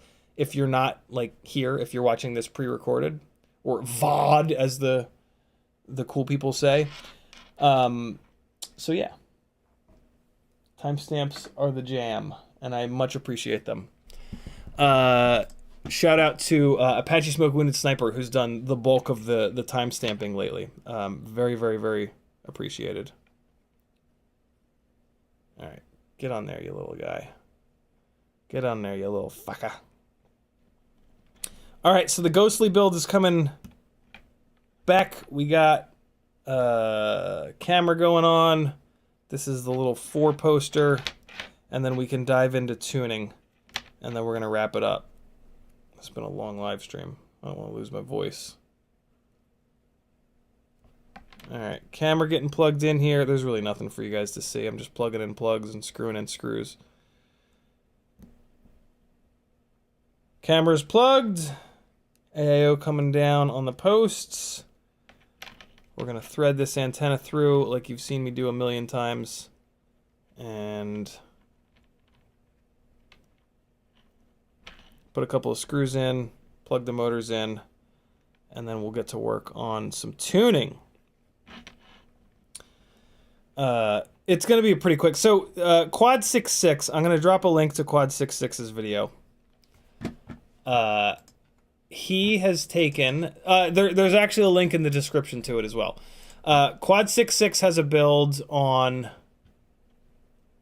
oh no, hold on, let me get caught up real quick. Rockcrawler says, great advice, I really appreciate that. Absolutely. Denzel the Terrible says, same with photography, tuck your elbows against your rib cage makes a human tripod. Yep, I forgot about that. It was something that I then figured out with, I did photography after Airsoft. And it was something that I figured out in photography too, to tuck my elbows in. Dingles with a $10 super chat. He says, thanks for being so patient. Oh, we already talked about that. Thanks again, Dingles, though. J. Drone says, found myself doing that, shooting stills, left hand holding the lens, elbow resting on the chest, right elbow tucked into the side of the body. Yep, it really helps, especially when you're trying to shoot long exposures in low light. Oh my God, it'll, like, you can just do it. Do it. Next time you take a picture in low light, leave your elbows out, take a picture with your elbows out at like a half a second or like a full second exposure, and then tuck your elbows in. And you kind of like move around and get comfortable. You want to be comfortable. Comfort means that you're not using your muscles. So the more comfortable you are, the more bone support you have going. You're going to look like a T-Rex. You're going to look stupid doing it. But, I mean, you look stupid anyway. You're the idiot with the camera. Just embrace it. Photography is not a sexy thing, unfortunately. But it doesn't matter. It's about the glory. Ramdago says, good JB. CiottiFPV pays his editor, so that's cool. Yeah, I can't wait to watch that full interview with Fabio. Ramdago says, I noticed Beta FPV new board advised to apply CW of 270, which I put in their reviews of a previous board. Took a while to suss that out. You saying board rotation of clockwise 270? Is that what I'm seeing there? I'm kind of reading in between the lines, Ram. All right, cool. We're good. And last screw going in here. Oh, wait, no, I said I was going to drop the link. All right, there's the link to the Quad 66 video. It's great. So he's got a build with the new Beta FPV 1S AIO, which I have one of those coming tomorrow, which has black box. And so he did some black box logging, and he knows his shit. And in that video, and it's a similar build. It's a 0702 26,000 kV motors, Meteor 65 frame. So it's got a bunch of similarities to my builds here. So I'm going to use some of the things that he learned in that video on this rig here to try to get the tune into a little bit better. The tune is fine, but I'm going to try to get the filtering into a little bit of a better place, and that'll let me push the tune a little bit farther. So, yeah, the Ghostly rig is all together. Look at that. That's ghostly as shit, isn't it? Ooh, buddy. That's looking hot. Look at those white motor wires. Oh, I gotta plug them in. Oh, I forgot something. I forgot to, Oh, well, that's interesting. I forgot to pay attention to which direction I was soldering the motors to make sure that, because I'm a complete lunatic, I like to make sure that I solder the motor wires on so that they're the plugs are the same direction. You know, the plugs are different on one side. Plugs are different on that side versus this side. But unbelievably, it looks like I got them all in the same direction, but unfortunately, I got them all 180 degrees wrong because the plugs on the board are, yeah.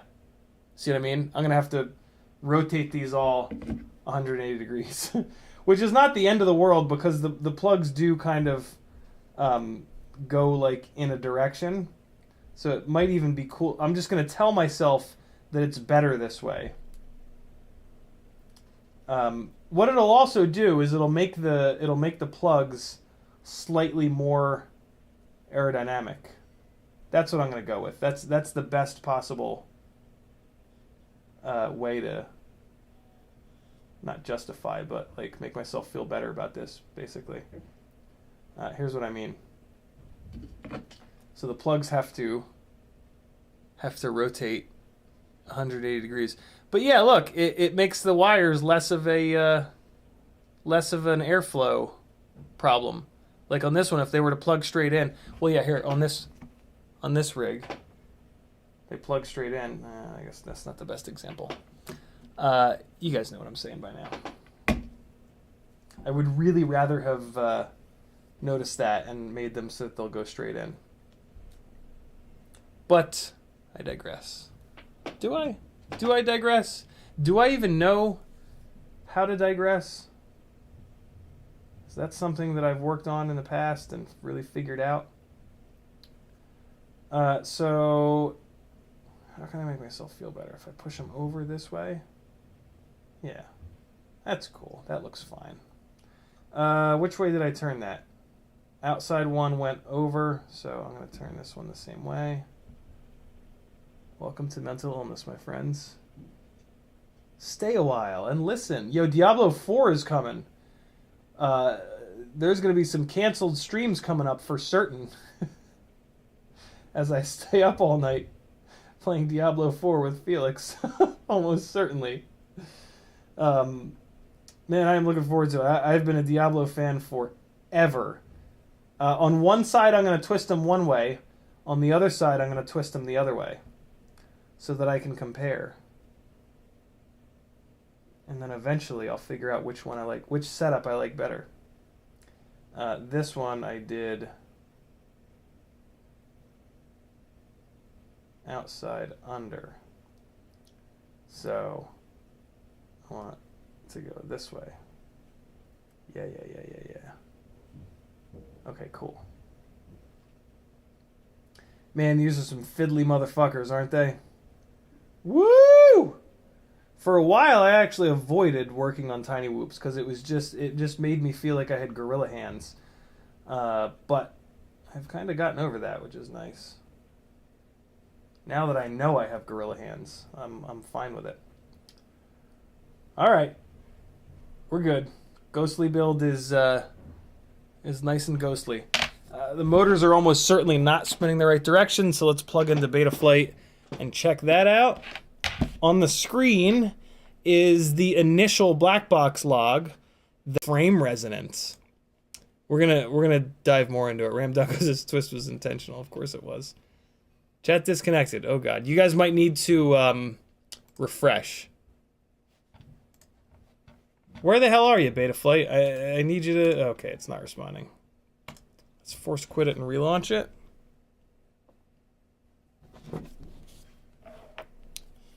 Derp, derp, derp, derp, derp.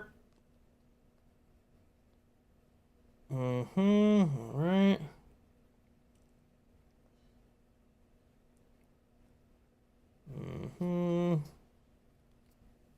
Okay, there it is. Gotta get the new configurator if I want to do 4.4, I guess. That's annoying. Plugging a battery in and jumping into the motors tab. Let's see what direction these motors are spinning. La da da da da, the song of our people! Motor direction, I understand the risks. Wizards. Oh boy, hold on. Start spin motors. Alright. Motor number 1 is correct. Motor number 2 is incorrect. Motor number 3 is incorrect. Motor number 4 is correct. Stop motors, close. Let's just make sure.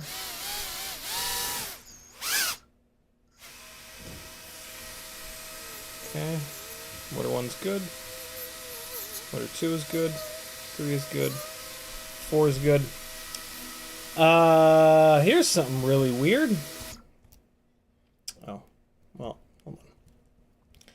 Here's something super weird that I don't like at all. Look at the RPMs. Look at the difference in RPMs. Motor 1 is at 22,000. Come on, get the hell out of here, tooltip. What are you... Look at 26, 27, 26, 27, 24, 25, 23, 22. Motor 1 is hurting. I have another set of these motors coming. I wonder what's going on. Motor 1 and Motor 2 are not in great shape. Luckily, the PID loop will just take care of that. The PID loop will pull motors 2, 3, and 4 down to match motor 1. So yeah, we don't have to worry about that. But I mean, we're leaving some performance on the table because motor 1 is kind of hurting. So that's kind of interesting. That also makes me, or it could, maybe it's not motor 1, it might be ESC channel 1. ESC channel 1 might be a little soft, or like on its way out. So that's kind of interesting. Okay, this is ready to fly. We're just gonna dive right into the tuning. All right, so, no, let me leave this unplugged because it's gonna get really hot being plugged in. So, if you haven't watched the Quad 6.6 video, I'm gonna break it down as simply as I kind of can for you. You should watch it though, because he explains things really well. He's a great guy, and it's one of my favorite YouTube channels for sure. So give Quad 6.6 a sub. For certain. So yeah, this is the initial black box that he found. It's very, very quiet up here because the filtering is really heavy in these high frequencies. So nice and quiet up top, but there's this huge peak. What he talks about in the video is that there's really not much motor banding either because these little motors spin at such a high RPM. Yeah, RPM filtering is great, and he prefers it, but you don't need the second and third harmonics. This is he thinks it's frame resonance. And frame resonance, you do not attack with RPM filtering, you attack it with dynamic filtering. RPM filtering is what takes care of motor vibrations and motor noise, because motor noise changes. As the RPM goes up, the motor vibrations go up with it, and the prop vibrations. And that's what RPM filtering does a great job at. Frame resonance, it's like, so, you know, a tuning fork, an arm is just a tuning fork. It's going to have a frequency that it likes to vibrate at. If you get the vibrations outside of that frequency, it's going to stop vibrating so hard. And that's frame. So the frame resonance looks for like a filter that's going to just hit that vertical. It's not going to, I need to go the other direction for you guys. The motor vibrations are going to go like this. The frame vibrations are like this. So there's just a frequency where the frame vibrations happen at, and that's what the dynamic filters target. One dynamic filter will target one resonant peak. 2 will target 2, 3 will 3. In this case, we've got one massive one, but there's almost always some like sub ones. Like we see a little bit of action here. There's also a little something going on here. So yeah, he kind of dives into it. Brandon's Baked Beans in the chat is a brilliant black box lover, logger. So whatever Brandon is saying in the chat is gold, way more intelligent than what I'm saying. I break this shit down for myself and just, I don't know, just because I have to. My smooth brain to understand it. But yeah, what's really cool and what's different about this black box data that Quad 66 has is this is from the onboard gyro with no open logger. I saw Brandon's Baked Beans talking in the chat about open logger. Brandon has done some analysis on whoops with an open logger. The problem with the open logger is it weighs like over a gram, and you have to stick it in the build somewhere. So it's not giving you a perfect representation of what the actual gyro on the flight controller is giving you. Quad 66 is pulling this off of the new Beta FPV 1S AIO that for the first time I think ever has black box on board. So this is the most accurate black box data that I've ever seen from a Tinywhoop, and I love that it's a Tinywhoop with 0702s on bi-blades in the Meteor 65 frame. So this, to me, this is gold right here, this black box log. All right, so this was initially where he was at, and then he made some changes, and he was able to clean the log up to this. You can see this humongous dent in the noise from that static D-term notch that he put in there. The higher these are, the more the more amplitude there is. So you want this green. Ideally, you don't want any red, but you just want this graph to be as low as possible. And this is pretty goddamn good here.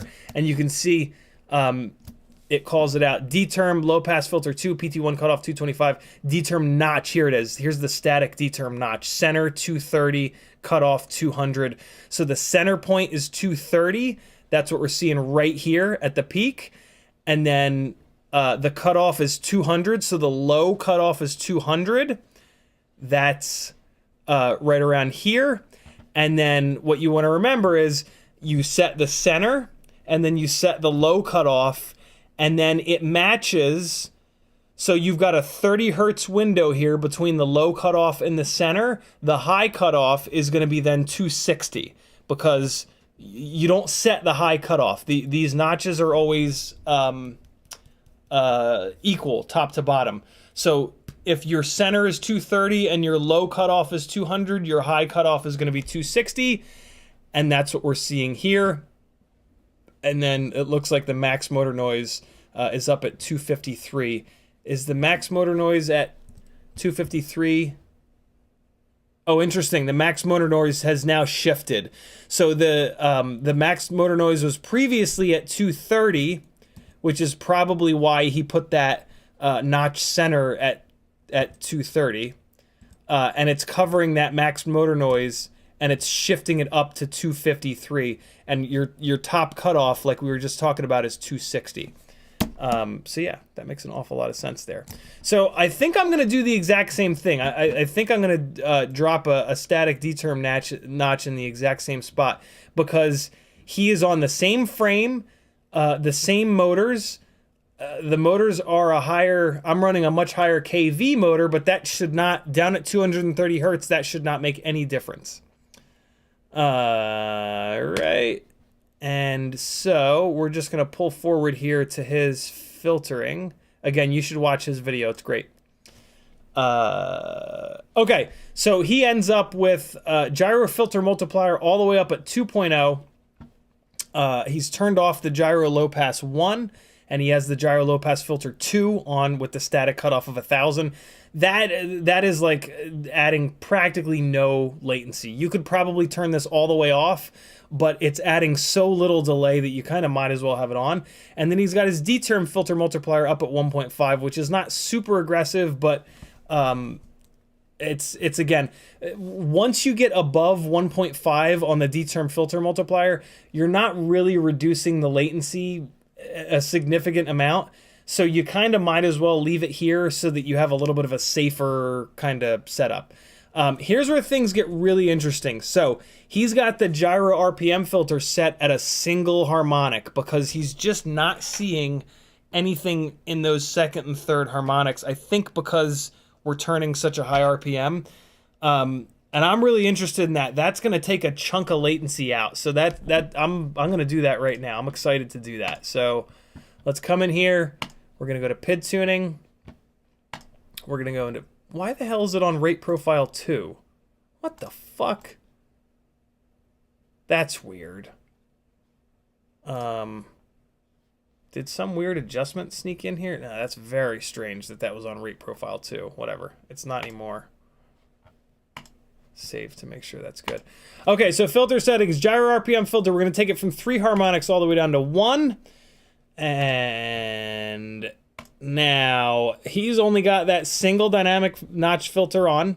Q factor of 300. I think that's roughly, oh, I'm up at 500. So let's drop our Q factor down. That's going to make it a wider filter to add additional filtering. He's got his minimum frequency at 100. I'm at 150. I'm just going to trust him. And then he's got his maximum at 900. I'm running a significantly higher kV motor, so I'm going to leave my max at 1,000.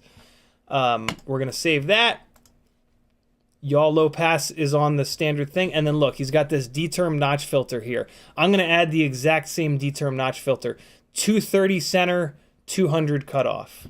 So we're going to turn this on. 230, 200. And let's save that. And now I'm going to take, I have my gyro low pass filters turned all the way off. I'm going to turn the second one on. And I'm going to ramp this all the way up. I usually do this. I'm actually surprised that I had it turned all the way off. Again, this is adding almost no latency, and it's just a little touch of extra filtering up really high. And then my D-term, so I'm going to leave, all right, so previously with this build, I remember I had to take my D-term filter down from 1.5 to 1.2. I will bet you that with the slightly lower Q factor on the dynamic notch and this static D-term notch filter, that I can now move this up to where he had it, which is 1.5. Why is it not letting me? So I guess it's not letting me use this because I've done a manual change in here. 105 and 210. We're going to turn this to on and see what happens. 105 and 210. So where must this have been? 105 and 210. So this was, for some reason, it was whacked. It was basically at 1.4. Okay, so I'll move it up to 1.5, which is a little bit less filtering, but we've added a bunch of filtering here. We're going to save it. This rig was flying great. We're going to see where it's at now. I mean, it should still be totally fine.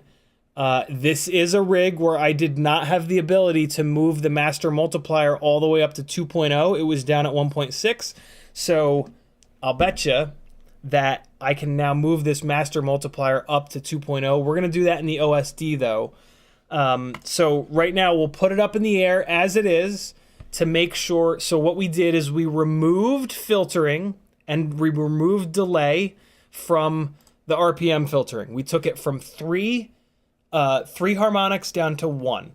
So we removed a chunk of filtering there. We added filtering on the dynamic notch by making the Q a lower number. which makes the dynamic notch wider. The Q factor is how narrow that dynamic notch is. So we've made that dynamic notch wider to cover more frequencies. But then we took the D-term filtering and we reduced the D-term dynamic filtering, the moving filtering.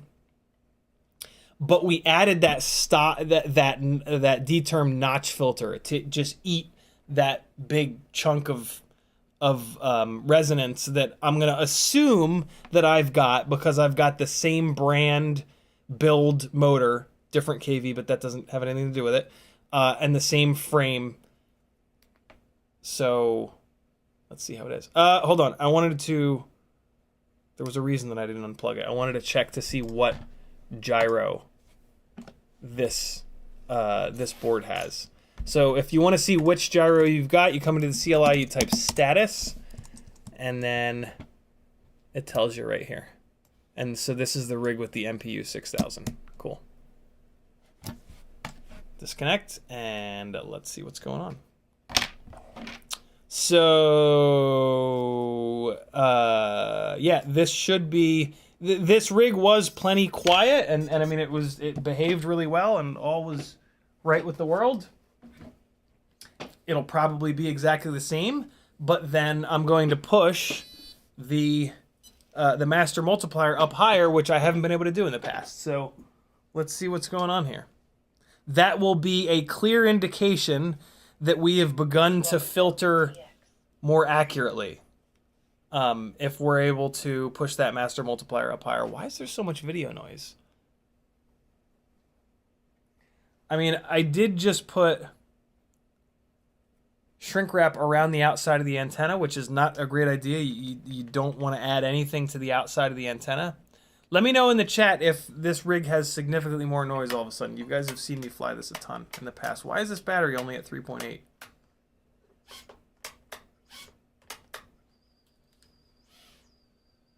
Ooh, motor one is a little upset. All right, so it's not flying away. So that's good. So the filtering is working as good, which is the first step. What the fuck is the deal with this battery, though? One of my batteries is shitting the bed. It might very well be this one. 3.8. Let's hook it back up to the charger, see what happens. I keep forgetting to. There's one battery that this keeps happening with, and I'm like, all right, I'll hook it back up to the charger, and then I forget to fly it when it comes off the charger to see if it's still jacked up. Okay. 4.27. That's what we want to see. Oh man, something's going on with either motor 1 or ESC channel 1. Oh God, why me? Okay. So all is right with the world. Let's push that master multiplier slider all the way up to 2.0 and see if it's all good. Yep. So for the first time ever, I'm able to get that master multiplier all the way up on this rig. So that additional filtering, I can't decide if we... Brandon, you just saw the changes that I made. Do you think we added, and I mean, this is really hard to just, this is an impossible question for him to answer, but do you think we added net more filtering or removed? You saw what I removed and what I added. Do you think we, or did we kind of break even? Oh God, easy fella. Anybody that at this point says like, oh, it feels better is full of shit. It's just, you can't, like, if anything, we changed the delay by like a millisecond, maybe 2 milliseconds. And anybody that says that they can feel that is operating in a world of placebo. Although I did just turn the master multiplier up significantly, And so the PIDs are... the reason why I started to talk about that is this does feel sharper, but I immediately assume that that's just placebo, because I wasn't thinking about the fact that that I changed the PIDs. Changing the PIDs you can absolutely feel. Changing them a couple, like if I'd moved the master multiplier from 1.6 to 1.7, no, you can't feel that. But I moved it from 1.6 to 2.0, and that's a significant amount. I'm flying like absolute asshole. So yeah, there's that. Yeah, I'm just missing everything.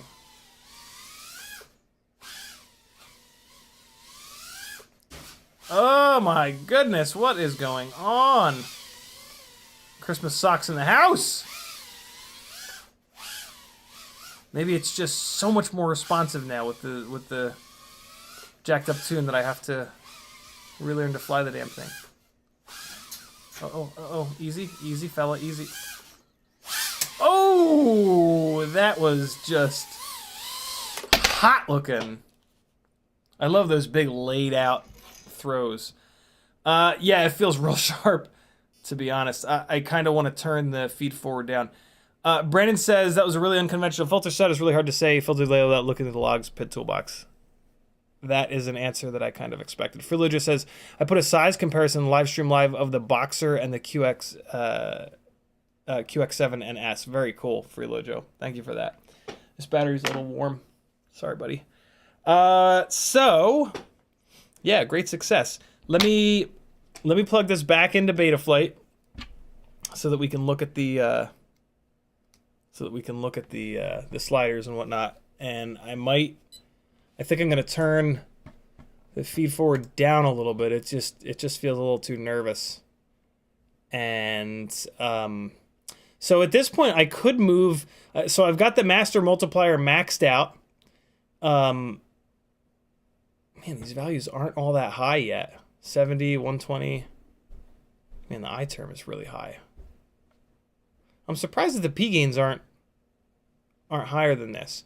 I'm gonna... Oh. The sliders are not...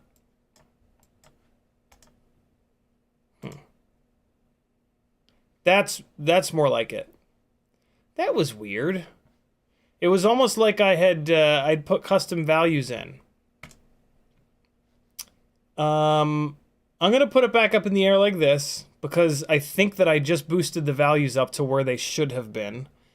Yeah, these are the 32,000 ATHICs. That was very weird. That was very, very, very weird. Yeah, I'm gonna leave everything alone and I'm gonna put it back up in the air because I think maybe when I went into the OSD and moved the master multiplier, it shut the sliders off. It shouldn't, but I want to make sure that that's the case. In the end, I'm going to push even farther. I'm going to push the P and D gain sliders up to just see how far we can go with this. But for right now, let's make sure that...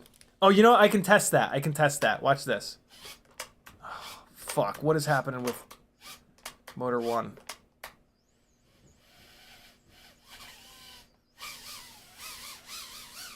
I hope this board's not dying. This is the board with the MPU 6000. So we're good. It feels the same. It gets nice and quiet after a throttle stab. That's one of the ways to know that your tune is like on the limit. Another way is to do that. Stab the throttle, snap down on the throttle, and then throw like a motion. And listen for the PID loop to get overactive and bounce around the goddamn room. Like a chump. Fuck. Come on now! Cooperate, little file. Oh, it's all tangled up in the thing, in the place. Wait, no, it's fine. Oh man, that's like a chunk out of that little wire there. Piece of string, rather. Oh god, it's 5:19. Jesus, long live stream. This seems perfectly well behaved. PID loop comes right back down. So here we can test that shit. We're gonna come in here. Stop it, Goggles! Don't do it! We're gonna come in here, we're gonna move the master multiplier down, and then we're gonna hook it up to Betaflight, and see if the sliders are turned off. Hey, okay. Into Betaflight we go. Because I want to keep pushing the tune. I mean, I could do it in the sliders in the OSD, but I do want to see if monkeying with the sliders in the OSD shuts them off in Betaflight. That's kind of interesting. I've never noticed that before. Okay, connect and PID tuning. Nope, it doesn't. Weird. I wonder why it was like that. Okay, so we're going back up to 2.0. And now we're just going to push these guys up a little bit. So let's go up to 1.4 and 1.2. That's going to put our P gains up into the hundreds. Fuck it. Let's go. Let's really go for it. Let's go up to 1.6 and 1.5. I don't really need to do this because the 32,000 kV motors have a ton of power. But I'm going to go a little bit farther because I'm going to pull the feed forward down. When you pull the feed forward down, you rely more on the P gain and the D gain. And I prefer the way that it looks and feels to have more P gain and less feed forward. Feed forward is a little too jittery for me. It's a little too, like, just right now. With extra P and D gain, it lags at the beginning and the end of the movement, but in the middle of the movement, it really accelerates hard. There's also no extra on pitch tracking. That's weird. Usually I add a little bit on pitch tracking. This is a really aggressive PID tune now. 135, 155, 135 on the P gains. The eyes are in the clouds, 240, 250, 240. I'm actually going to pull the eye gains down a little bit. That's a bit ridiculous. All right. Yeah, C-clip motors. All right, let's leave it there. And let's see if it can handle all of that P and D gain. That's a lot, man. And yeah, 32,000 kV is ballistic. Wonder what's going on with motors 1 and 2. I do not like that. They seem to spin fine.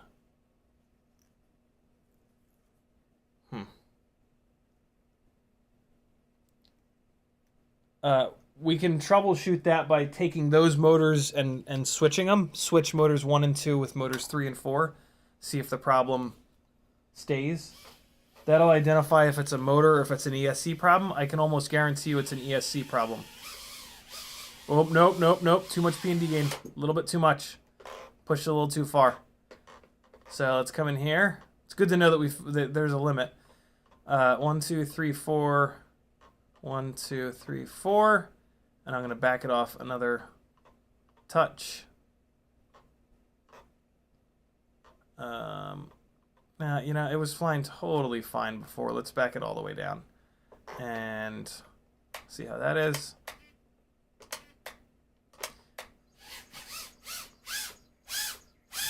Nice and quiet after we chop the throttle. Man, look at the authority that this thing has. Jesus. Oh, God, I hit the edge of the couch. What is happening? Let's make sure it's well behaved. These props are also, like, whooped. You know, this is not, like, a perfectly clean system. These motors have been banged around a bunch. Not, like, super hard. I've been relatively careful with these motors. I have another set of these motors coming to allow me to be a little bit harder on these. Oh! I'm not having a good flying day here today.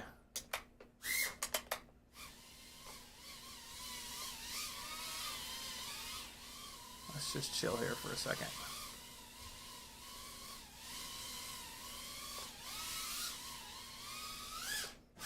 Ah! I hit the second gate. Oh my God, is it satisfying? I gotta be honest with you guys. Hanging gates from your ceiling like this, and doing power loops through them like that, there is, and this is confirmed by Eva FPV and Patrick, unbelievably satisfying. It's actually like really difficult too, because it's just, you're not like driving it into it. It's like muscle memory and it's timing. So it's like, it's pretty difficult, and you do get used to it, and you do get better at it. But man, every single time you get it, you just feel like the best pilot on earth. So do it, man. Hang some of these gates from your ceiling. It's really, really, really good.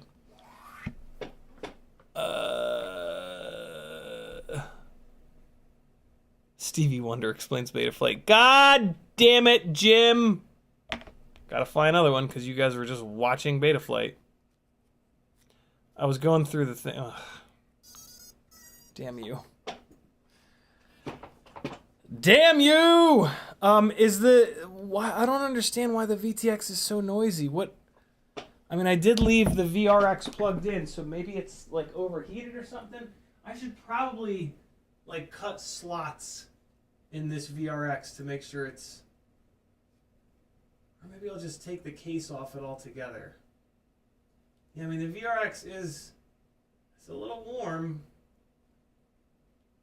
But I mean, this is much more noisy than normal. Let me put it there. I put it in a slightly different spot.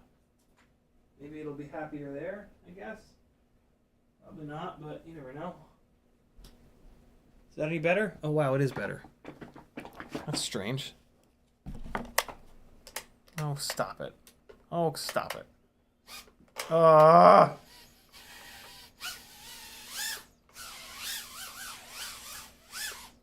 Oh, hey, we got some,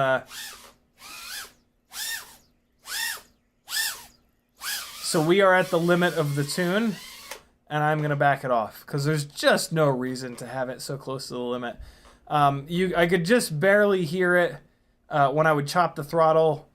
It's because the battery is absolutely fully charged, but, I mean, that's, that matters. So we are just going to take a little bit off the top here. We'll just do that. And that, the master multiplier is bumping those numbers way the hell up. I'm actually going to pull the eye gain down a little bit too. Just sort of personal preference. Stop it.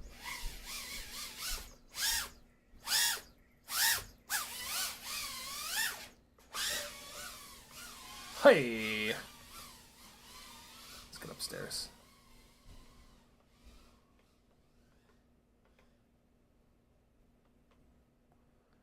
Oh, the fan orbits. Give me more fan orbits for the other fan orbiters.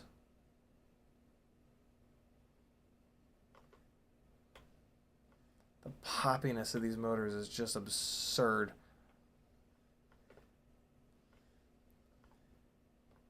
Get some. Get you some.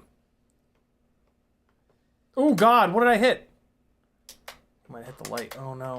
Oh, God. Oh, no, no, no. Oh, that was a terrible mistake I just made. I should have stuck with it. I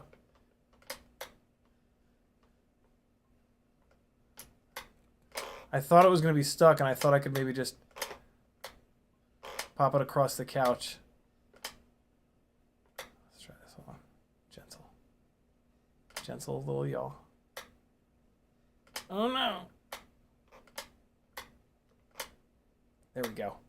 Yeah! What you know about that? Oh, God. I just didn't add throttle. It was weird. It was 100% flying error.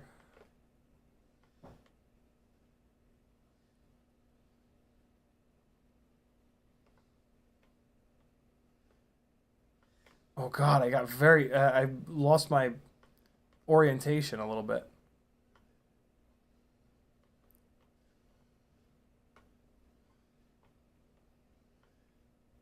Oh, that's interesting. A big diagonal throw. Ooh. How can I do that? Big diagonal throw. So if I do that over here, I might hit those lights. So I should do it from over here. Okay, so we'll attack the pineapple. Wait, hold on. Attack the pineapple stall. Oh, yo, that's crazy looking. What up, Sage? Oh, God, falling down the stairs.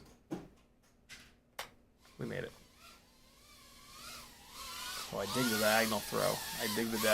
A lot. There you guys go. There's me frying around. Well, I've only got little 270 mAh batteries left, and I don't like to run those on these 32,000 kV motors. So, yeah, let's... VTX feed upstairs looked sketchy. God damn it. I think it's because I put the shrink wrap around this antenna. That kind of sucks. Damn it. All right, I'm gonna take the shrink wrap off this antenna at some point. Not right now, though. What's that little feeling? Oh, okay, it's just the propeller. All right, I gotta get some food. It's 5:30. This is an absurdly long live stream. Did we hit 4 hours? Almost 3 hours 55. I cannot let this live stream go over into 4 hour land. Thanks for hanging out, friends. This is a big one. But good Lord, did we cover a lot of ground. Thank you for all the super chats. I'm going to cover the extra $17 to get the ViFly stuff because it's for the giveaways. Tomorrow night is a giveaway stream. Join the Patreon over at CiottiFPV.com. Not an X12 ATHIX, just a regular old Mobula 6 ELRS with the big crazy motors and a Meteor 65 board and BT 2.0. Tomorrow night's a giveaway stream. Head on over to CiottiFPV.com and join the Patreon at $5 or more, and you can get in on giveaways every other Monday. Yeah, Patreon helps me out the most. The $5 a month tier gets you into the Tinywhoop and Toothpick giveaways tomorrow night. The $10 a month tier puts you into the 3-inch micro brushless and Tinywhoop giveaways. $20 a month puts you into 5-inch giveaways. This way, if you only fly 5-inch, you can only enter to win 5-inch stuff. I hate like when people win stuff that they can't use, you know?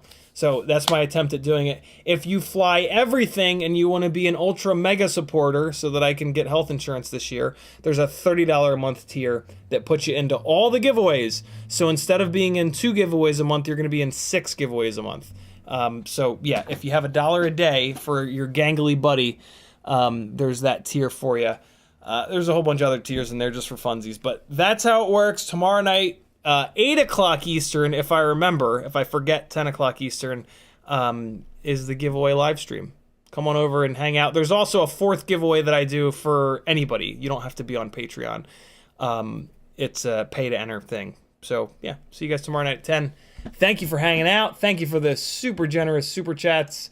And here comes a little bit of flying in the front yard with the Mobula 7 rig on the 1002 Flywoo 23,500 kV motors. And where's that file at? 1, 2, 3. It's this one here. Enjoy, friends. Thanks for hanging out. I hope you have an awesome weekend. I hope you've had an awesome weekend and have an awesome Sunday night. See you tomorrow night. Come on. Come on. Here we go. And this button, this button, this button. Later.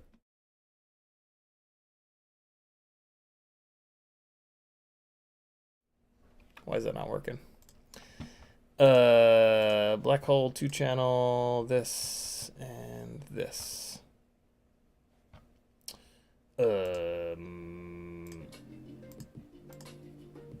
Bueller? Why you no work?